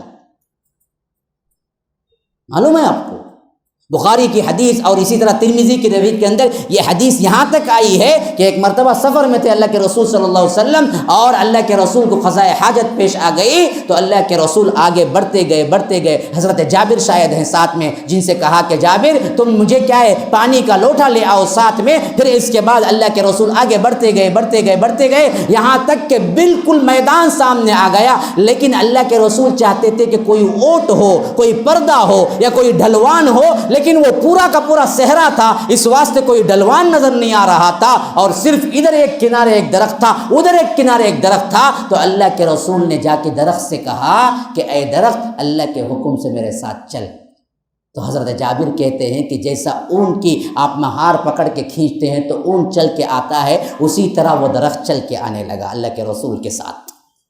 تو اللہ کے رسول نے اس کونے کے درخت کو لے آ کے بیچ میں کھڑا کیا، پھر وہاں کے کونے کے درخت کو لے آ کے یہاں بیچ میں کھڑا کیا. جب اوٹ بن گئی تو اللہ کے رسول نے پیشاب کیا، پھر اس کے بعد پیشاب سے فارغ ہوئے تو دونوں کو حکم دیا جاؤ اپنی اپنی جگہ جا کے سیٹل ہو جاؤ. تو دونوں درخت پھر چلتے بنے اپنی اپنی جگہ جا کے سیٹل ہو گئے. کائنات کا درخت بھی اللہ کے رسول کو پہچانتا تھا. ہم بدبخت ہیں جو اللہ کے رسول کو پہچانتے نہیں. بخاری کی روایت ہے کہ مجھے وہ پتھر معلوم ہے جو نبوت سے پہلے مجھے سلام کیا کرتا تھا. اللہ کے رسول صلی اللہ علیہ وسلم کہتے ہیں پتھروں اور پہاڑوں کو بھی معلوم تھا کہ یہ کون سی شخصیت ہے. ایک ہم ہیں ان کے نام لیوا، لیکن سیرت رسول سے آشنا نہیں ہے، سوائے میلاد النبی کے کنڈے کھانے کے علاوہ ہم کو کچھ نہیں آتا. یہ حالت ہے ہماری. تو حیا بہت بڑی چیز ہے، حیا کرنا چاہیے انسان کو. حیا نہیں تو پھر کچھ نہیں ہے اس کے پاس. اذا لم تستحی فاصنع ما شئت، اگر حیا نہیں ہے تو جو چاہے کرو. حیا ہی تو ہے. تو یاد رکھیے یہ چیز سب سے اہم ترین چیز ہے، خاص کر بیت الخلاء کے لیے حیا ہونی چاہیے، پاسداری. حتیٰ کہ اللہ کے کسی ڈھلوان میں بیٹھتے تو اللہ کے رسول نے صحابہ کو سکھایا کہ دیکھو اپنا دامن اس وقت تک نہ اٹھانا جب تک تم جھک نہ جانا، کیونکہ کھڑے کھڑے اٹھائے تو ران دکھنے کا خطرہ ہے. اس حد تک تعلیم دینے والے نبی کی امت مسجدوں میں اس طرح کے ٹوائلٹ رکھتی ہے جس میں حجاب نہ سطر نہ سب کچھ دکھتا ہے. تو ہمیں حیا نہیں چاہیے وہاں پر. آج تک اللہ کی قسم میں ان ٹوائلٹوں میں کبھی نہیں جاتا. سخت ترین پیشاب ہو تبھی بھی میں بغیر دیوار کے بغیر کیا ہے دروازے کے ٹوائلٹ میں آج تک داخل نہیں ہوا ہوں. کئی گھنٹے دبا کے رکھا ہوں لیکن نہیں گیا. ہمت نہیں پڑتی جانے کی.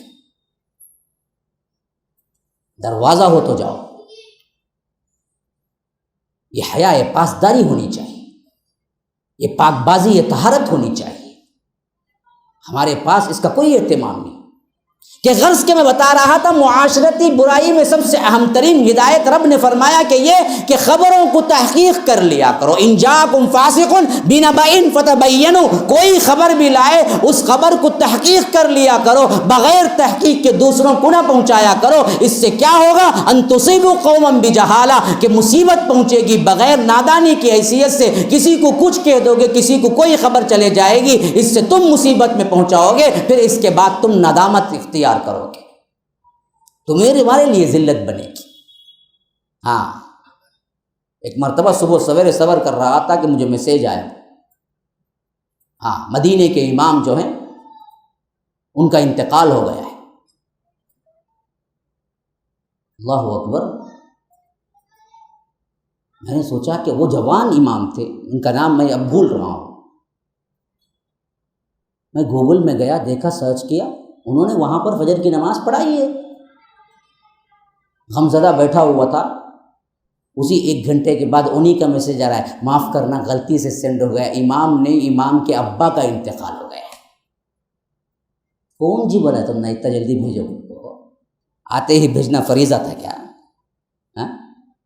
نہیں ایئرٹیل ہچ جو بھی کیا ہیں کنیکشن ریلائنس وغیرہ جو ہیں وہ لوگ تمہارے اوپر کیا ہے یہ قانون لاگو کیے ہیں کیا؟ دیکھو واٹس ایپ SMS آتے ہی 2 منٹ میں بھیج ڈالنا، نہیں تو کنیکشن کٹ کر ڈالوں گا میں، یہ بول کو ہے کیا انہیں؟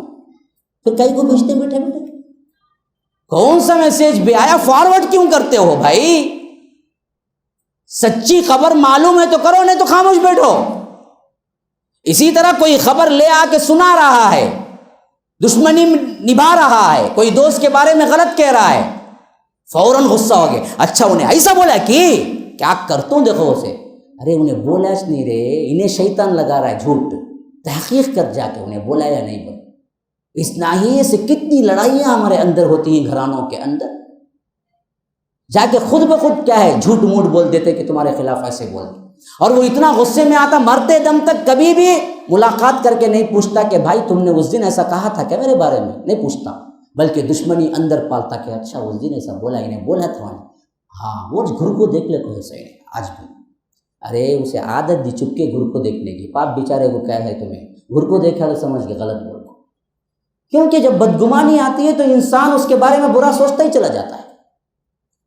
ہاں 2 آدمی بات کر لے کوئی تمہیں ساتھ آیا تو کیا بولیں گے کیا کی باتیں کرتے ہیں، لیکن وہ 2 آدمی کے بارے میں پہلے بول کو رکھا ہے ایک آدمی، یہ دونوں تمہارے خلاف باتیں کر لے کو رہتے جی، تب تمہیں اندر داخل ہوئے، انہیں چپکے سے ہی بات کر لے تھا، انہیں کیا سوچیں گا معلوم میں اندر داخل ہوتے دونوں خس معلوم میرے بارے میں بولتا رہا، انہیں شیطان جی نے کبھی بھی بولتا رہتا میرے بارے میں، تجھے معلوم کیا غیب کا علم ہے، تجھے تحقیق کرے تو کبھی بھی دل کے اندر کوئی براسی کوئی ڈال رہا ہے یا کوئی خبر آئی جا کے اس سے پوچھ لینا بھائی ایسا بولے انہوں ایسا بولے آپ، مسئلہ ختم ہو جاتا، نہیں بھائی نہیں بولا میں جھوٹ بول رہا ہوں، بالکل کیا ہے طبیعتیں بحال ہو جاتی ہیں، نظریں بدل جاتی ہیں، محبت آ جاتی ہے۔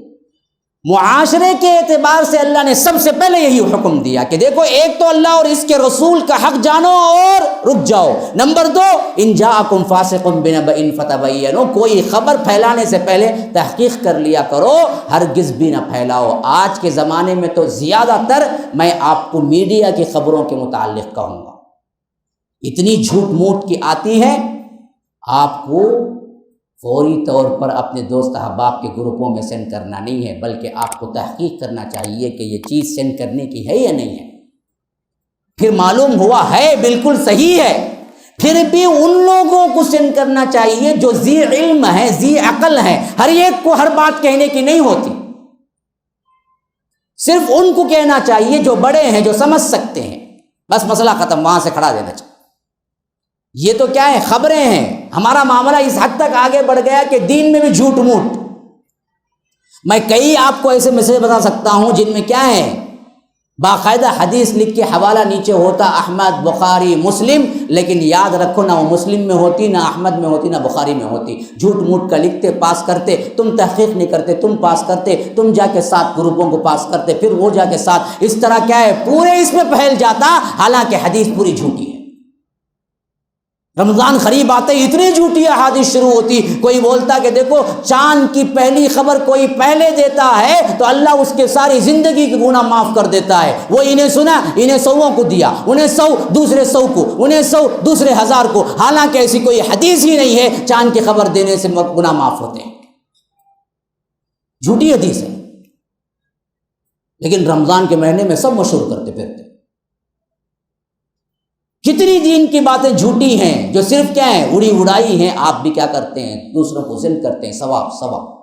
تیسرا گروہ کیا ہے عمل سے بالکل خالی، نماز پڑھو تمہیں ثواب ملے گا، کہاں بیٹھ کو لکھتا ہے انہیں ظہر کی نماز مسجد میں ہو لے تو انہیں گھر میں بیٹھ کو لکھتا ہے سب کو نماز پڑھو بول کو، اور جاتا نہیں، خالی میں دوسروں کو بولتے رہتا ہوں سینڈ کرتے رہتے، ٹھیک ہے تو واٹس ایپ فری دیکھو ہے نا اس کے واسطے، جب تک انہیں 1 روپیہ نہیں رکھیں گا نہیں، اس کے بعد تمہیں نماز پڑھو سینڈ کرو بولو 1 روپیہ رکھو، نہیں بابا نہیں سینڈ کرتا بولے گا 1 روپیہ کٹ جاتا جی تم نہ معلوم کیا، یہ حالت ہے دین کے ساتھ ہماری۔ تو یاد رکھو خبروں کو اہتمام کے ساتھ پھیلایا کرو، اور تمہارے پاس وہ ذمہ داری نہیں ہے پھیلاؤ مت، کوئی نہیں پوچھتا،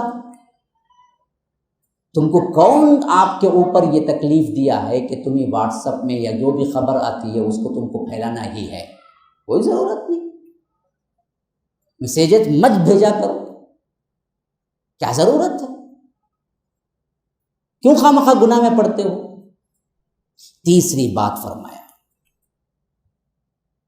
تیسری بات، اب سورہ حجرات کے آگے جا رہا ہوں میں اندر، یہ ابتدائی طور پر باتیں سمجھ لینے کے بعد اب آہستہ آہستہ ہم کیا ہیں دوسرے حجرات کے اندر جو معاشرتی طور پر احکامات دیے، وَإِن طَائِفَتَانِ مِنَ الْمُؤْمِنِينَ اقْتَتَلُوا فَأَصْلِحُوا بَيْنَهُمَا۔ دیکھو اگر تمہارے معاشرے میں کبھی کبھار دو مسلمان لڑ جائیں تو تمہارا کام یہ ہونا چاہیے کہ اصلاح کرا دیا کرو ان کی۔ کیوں؟ انسانی فطرت کے نا سے کبھی کبھی کوئی لڑائی آ ہی جائے گی، اب اس میں تمہارا کردار کیا ہونا ہے؟ صلح صفائی، فَأَصْلِحُوا بَيْنَهُمَا۔ تمہارا کردار جلتی پہ تیل کا کام نہیں ہے، لیکن ہمیں پورا واچ کرتے، دو جنے لڑے تو انہیں خوش خوش آہا لگایا جی، ابھی ذرا جا کو بولتے دیکھو انہیں دو تماچے مارنا، اسے ایسی دشمنی کرا کو چھوڑتا قیامت تک نہیں ملتا انہیں پھر۔ جبکہ رب نے ہمیں جو فرمایا ہے وہ کیا ہے؟ اگر غلط فہمی ہو جائے یا لڑائی ہو جائے تو تمہاری ضرورت یہ ہے کہ تم اصلاح کر دیا کرو، حتیٰ کہ اصلاح کے لیول کا یہاں تک فرمایا اللہ کے رسول نے، یہ اصلاح کرنے کے لیے جھوٹ کا سہارا لینا ہے تو بھی لے لو، کوئی مسئلہ نہیں، اس وقت جھوٹ بھی حلال ہو جاتا تمہارے واسطے۔ حالانکہ جھوٹ سب سے بڑا گناہ ہے شریعت کی نگاہ، لیکن دو انسان مل جاتے ہیں ایک جھوٹ بولنے سے تو جھوٹ بھی بول دیے جائے، مثلا انہیں اس کے غصے میں ہے انہیں اس کے غصے میں ہے، آپ جا کے جھوٹ موٹ بول سکتے ہیں، بھائی تمہیں خواہ مخواہ اس سے غصے میں ہی بھائی، انہیں پیچھے سب تمہاری کتنی تعریف کرتا معلوم، اسے کیجیے ہو جی اچھی تعریف کرتا، انہیں مل جاؤ اس سے، انہیں تعریف نہیں کرتا انہیں، لیکن یہ بول کے ملا سکتے ہیں کیونکہ ملانے کے واسطے بولے۔ ہمیں کیا کرتے الٹا کٹانے کے واسطے بولتے، کیا جی تمہیں دوست انہیں پیچھے کیا گانا دیتا معلوم تم نہ ہو کہ جو اسی گانا دیتا کہ اس کے اوپر آن دے جی اسے چھوڑتا نہیں میں کیسا رکھ تو دیکھ دعویٰ خواہ مخواہ کیا ہے پرابلم کریٹ کر، چھوٹی بات زدم سدہ، انہیں ایسا بولا کہ میں دیکھو کیا کرتا ہوں تو وچ کم کر کو دکھا دو، ارے بھائی کوئی اختلافی مسئلہ نہیں بھائی، چھوڑ کے دے دو، نہ کریں تو نہ کریں۔ ابھی میں آیا تھا کہ کیمرے کے سلسلے میں کہے کہ بعض لوگ اعتراض، میں نے کہا کہ چھوڑ دو بھائی، اٹھا دو کیمرہ، ایک ویڈیو نہیں ریکارڈنگ ہوگی تو 1000 ویڈیو ریکارڈنگ ہو رہی ہے، میرے اس سے کوئی مسئلہ نہیں، مجھے فرق ہی نہیں پڑتا، لیکن اطمینان ہے، دل کے اندر خوشی ہے، یہی بہت چیز ہے۔ میرے بھائیوں سے مجھے کوئی اختلاف نہیں ہے، پتہ نہیں پھر بھائی بدل گئے وہ کون، پتہ نہیں کہ انہوں نے کیا کیا، پھر میری اجازت بھی دے دی، اب ریکارڈنگ بھی ہو رہا ہے، خواہ مخواہ میں بول رہا ہے کون جی بولے سو وہ میں رکھوں گا جی کیمرہ، نہ میں بیان کرتا نہ انہوں رہتے، دونوں مل کو چل جاتے باہر، چھوڑ کے دے دیا کرو، معافی تلافی کر دیا کرو، چھوٹ دے دیا کرو، مسئلہ ختم۔ کیا ہو جاتا ہے؟ ایک مرتبہ تھوڑا سا ذلیل ہو گئے، تھوڑا سا گر گئے تو کیا ہوتا ہے؟ کچھ نہیں ہوتا، ایک دوسرے کی صلح صفائی میں آگے بڑھ جانا چاہیے، ہمیں لڑائی نہیں چاہیے کسی حالت میں۔ چھوٹی چھوٹی باتوں پر ہم لڑ جاتے ہیں، چھوٹی چھوٹی باتوں میں غصہ کر لیتے ہیں، چھوٹی چھوٹی باتوں میں سلام نہیں کرتے، چھوٹی چھوٹی باتوں پر چہرہ پھیر لیتے ہیں، لا حول ولا قوت الا باللہ۔ اللہ کے رسول تو معاشرے کی جڑنے کے لیے اس حد تک گئے کہ عبداللہ ابن ابی ابن سلول کی نماز جنازہ پڑھا دی، حالانکہ معلوم تھا پکا منافق ہے، پھر بھی ان کے بیٹے آ کے کہے کہ اللہ کے رسول آپ نماز جنازہ پڑھا دی، تو اللہ کے رسول نے پڑھا دیا۔ حضرت عمر آگے آ گئے، کہا کہ اللہ کے رسول آپ اس کی نماز جنازہ پڑھائیں گے؟ اللہ کے رسول نے کہا کہ نہیں، اللہ نے ابھی تک مجھے منع نہیں کیا، میں اللہ کا رسول ہوں، جب تک وہ منع نہیں کرتا تب تک مجھے اجازت ہے تو میں پڑھا دوں گا، پڑھا دیے۔ بعد میں اللہ نے آیت اتاری کہ آپ کو پڑھانا نہیں چاہیے تھا، کیوں پڑھائی آپ نے؟ ہاں، ولا تصلی علی احد منہم مات ابدا ولا تقم علی قبرہ۔ تو یہ تو اللہ کے رسول صلی اللہ علیہ وسلم اس حد تک مل جاتے تھے، اس حد تک ایک دوسرے کو چھوڑ کے دیتے تھے، کبھی اللہ کے رسول نے کسی کو گالی نہیں دی، ذاتی اعتبار سے یاد رکھو، ولا نعانا ولا فحاشا۔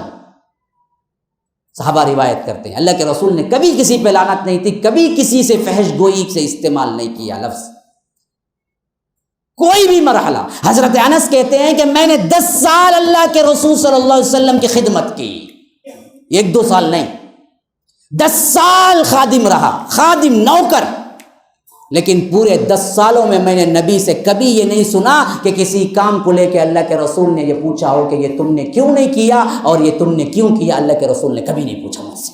مارنا تو بہت دور کی بات ہے، ڈانٹنا تو بہت دور کی بات ہے.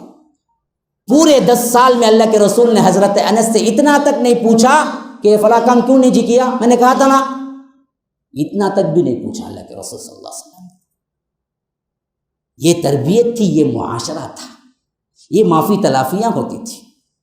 ہاں، حضرت ابوبکر صدیق حضرت عمر دونوں میں کچھ انبن ہو گئی اور حضرت ابوبکر صدیق کے منہ سے کیا ہے سخت جملہ نکل گیا، لیکن فوری طور پر حضرت ابوبکر صدیق کو احساس ہوا کہ میں نے غلطی کر دی.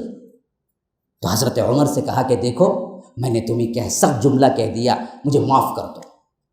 لیکن حضرت عمر کو اس کا بڑا دلی طور پر رنج پہنچا تھا، بڑا غم تھا.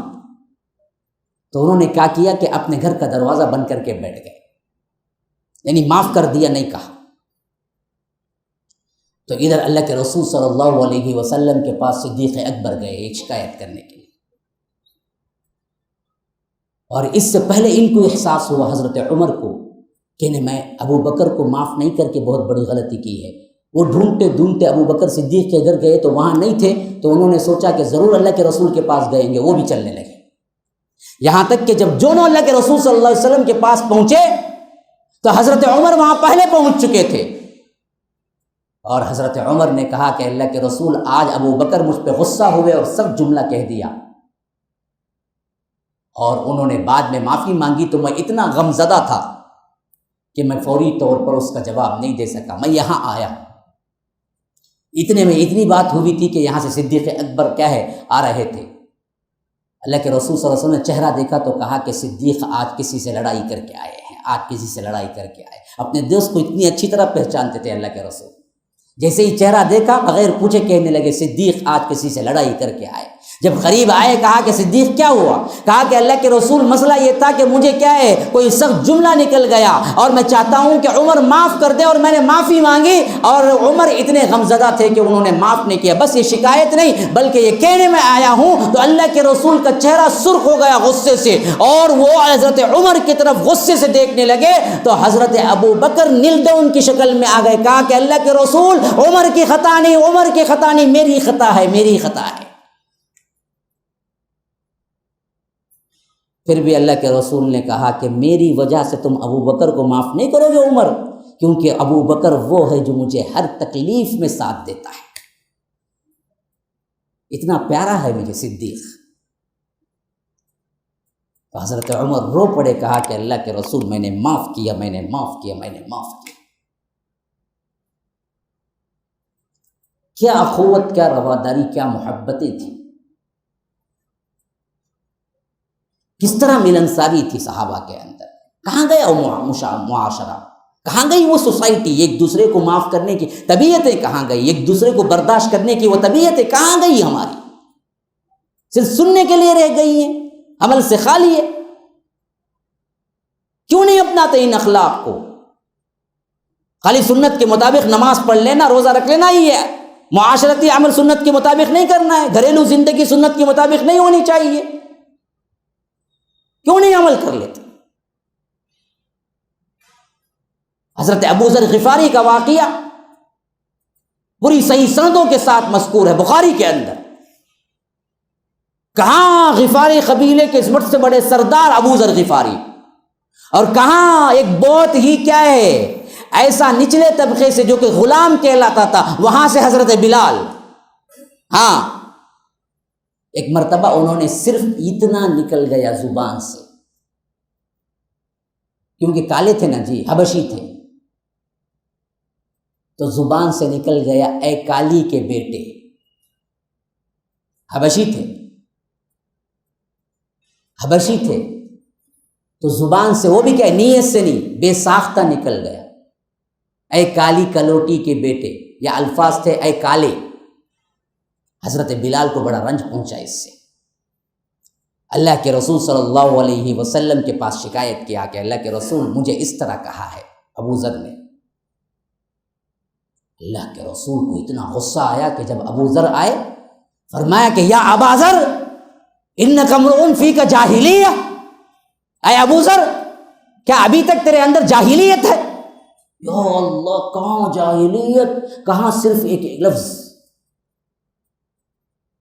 ان کے زبان سے صرف اتنا نکلا کہ کالی کلوٹی کے بیٹے، یعنی ماں کو گالی دی تھی انہوں نے، بس وہ بھی نسب کے اعتبار۔ اللہ کے رسول نے کہا کہ ابو ذر ابھی تک تمہارے اندر جاہلیت ہے، بس اس کا سننا تھا۔ وہ رو پڑے، کہا کہ اللہ کے رسول میں منا کے چھوڑوں گا بلال کو، اور بلال غصے میں وہاں سے نکل کے جا رہے تھے۔ ایک ادنا ترین غلام، یہ غفاری قبیلے کا سردار بلال کے پیچھے بھاگتا جا رہا تھا اور کہتا جا رہا تھا بلال معاف کر دو، بلال معاف کر دو، بلال معاف کر دو، حتیٰ کہ بلال بھی اس وقت اتنے غصے میں تھے کہ وہ آگے چلتے گئے۔ روایتوں میں آتا ہے کہ حضرت ابو ذر نے اپنے کلے کو زمین پہ یوں لگا دیا، لگا کے کہا کہ بلال اللہ کے لیے معاف کر دو۔ تب کہیں جا کے حضرت بلال نے کہا کہ میں نے معاف کیا، کیونکہ تمہاری ناراضگی سے رسول ناراض ہوتے ہیں، رسول کی ناراضگی سے اللہ ناراض ہوتا ہے۔ کہاں بلال، کہاں ابو ذر؟ لیکن انسان کے اندر اخوت، رواداری، عزت، احترام اللہ کے رسول نے اتنا دیا کہ کسی شے کا وہ مقام نہیں۔ معاشرے کے اندر اس حیثیت سے ایک دوسرے کا مان ہو، ایک دوسرے کی عزت ہو، تو یاد رکھو ہمارے معاشرے کو کوئی ٹیڑھی آنکھ سے نہیں دیکھ سکتا۔ آج سب گیم کھیلنے والے اس واسطے کھیل رہے ہیں کہ ہمارے دل پہلے سے ٹوٹے ہوئے ہیں، ہم ایک دوسرے کو بہانہ ڈھونڈتے ہیں کہ کس طرح کاٹے، جوڑنے کے لیے ہم تیار نہیں ہوتے۔ تو اسی لیے فرمایا کہ فَأَصْلِحُوا بَيْنَهُمَا، کبھی کوئی غلطی ہو جائے، لڑائی جھگڑے تک بات پہنچ جائے تو دیکھو اصلاح کر دیا کرو تم ایک دوسرے کی۔ پھر اس کے بعد اگلا حکم فرمایا کہ دیکھو اِنَّمَا الْمُؤْمِنُونَ إِخْوَةٌ، تم سب ایک دوسرے کے بھائی ہو۔ مومن مردوں کے بھائی ہیں، مومن عورتیں ایک دوسرے کی سہیلیاں ہیں، اور اسی طرح ایک ایمانی رشتہ مومن مرد مومن عورتیں بھی بھائی بہن کی طرح ہیں، اور مومن عورتیں مومن مرد بھی بھائی بہن کی طرح ہیں۔ المومنون والمومنات بعضهم اولیاء بعض، دیکھو تم ایک دوسرے کے کیا ہیں؟ اولیاء ہو، دوست ہو، تم دشمن نہیں ہو۔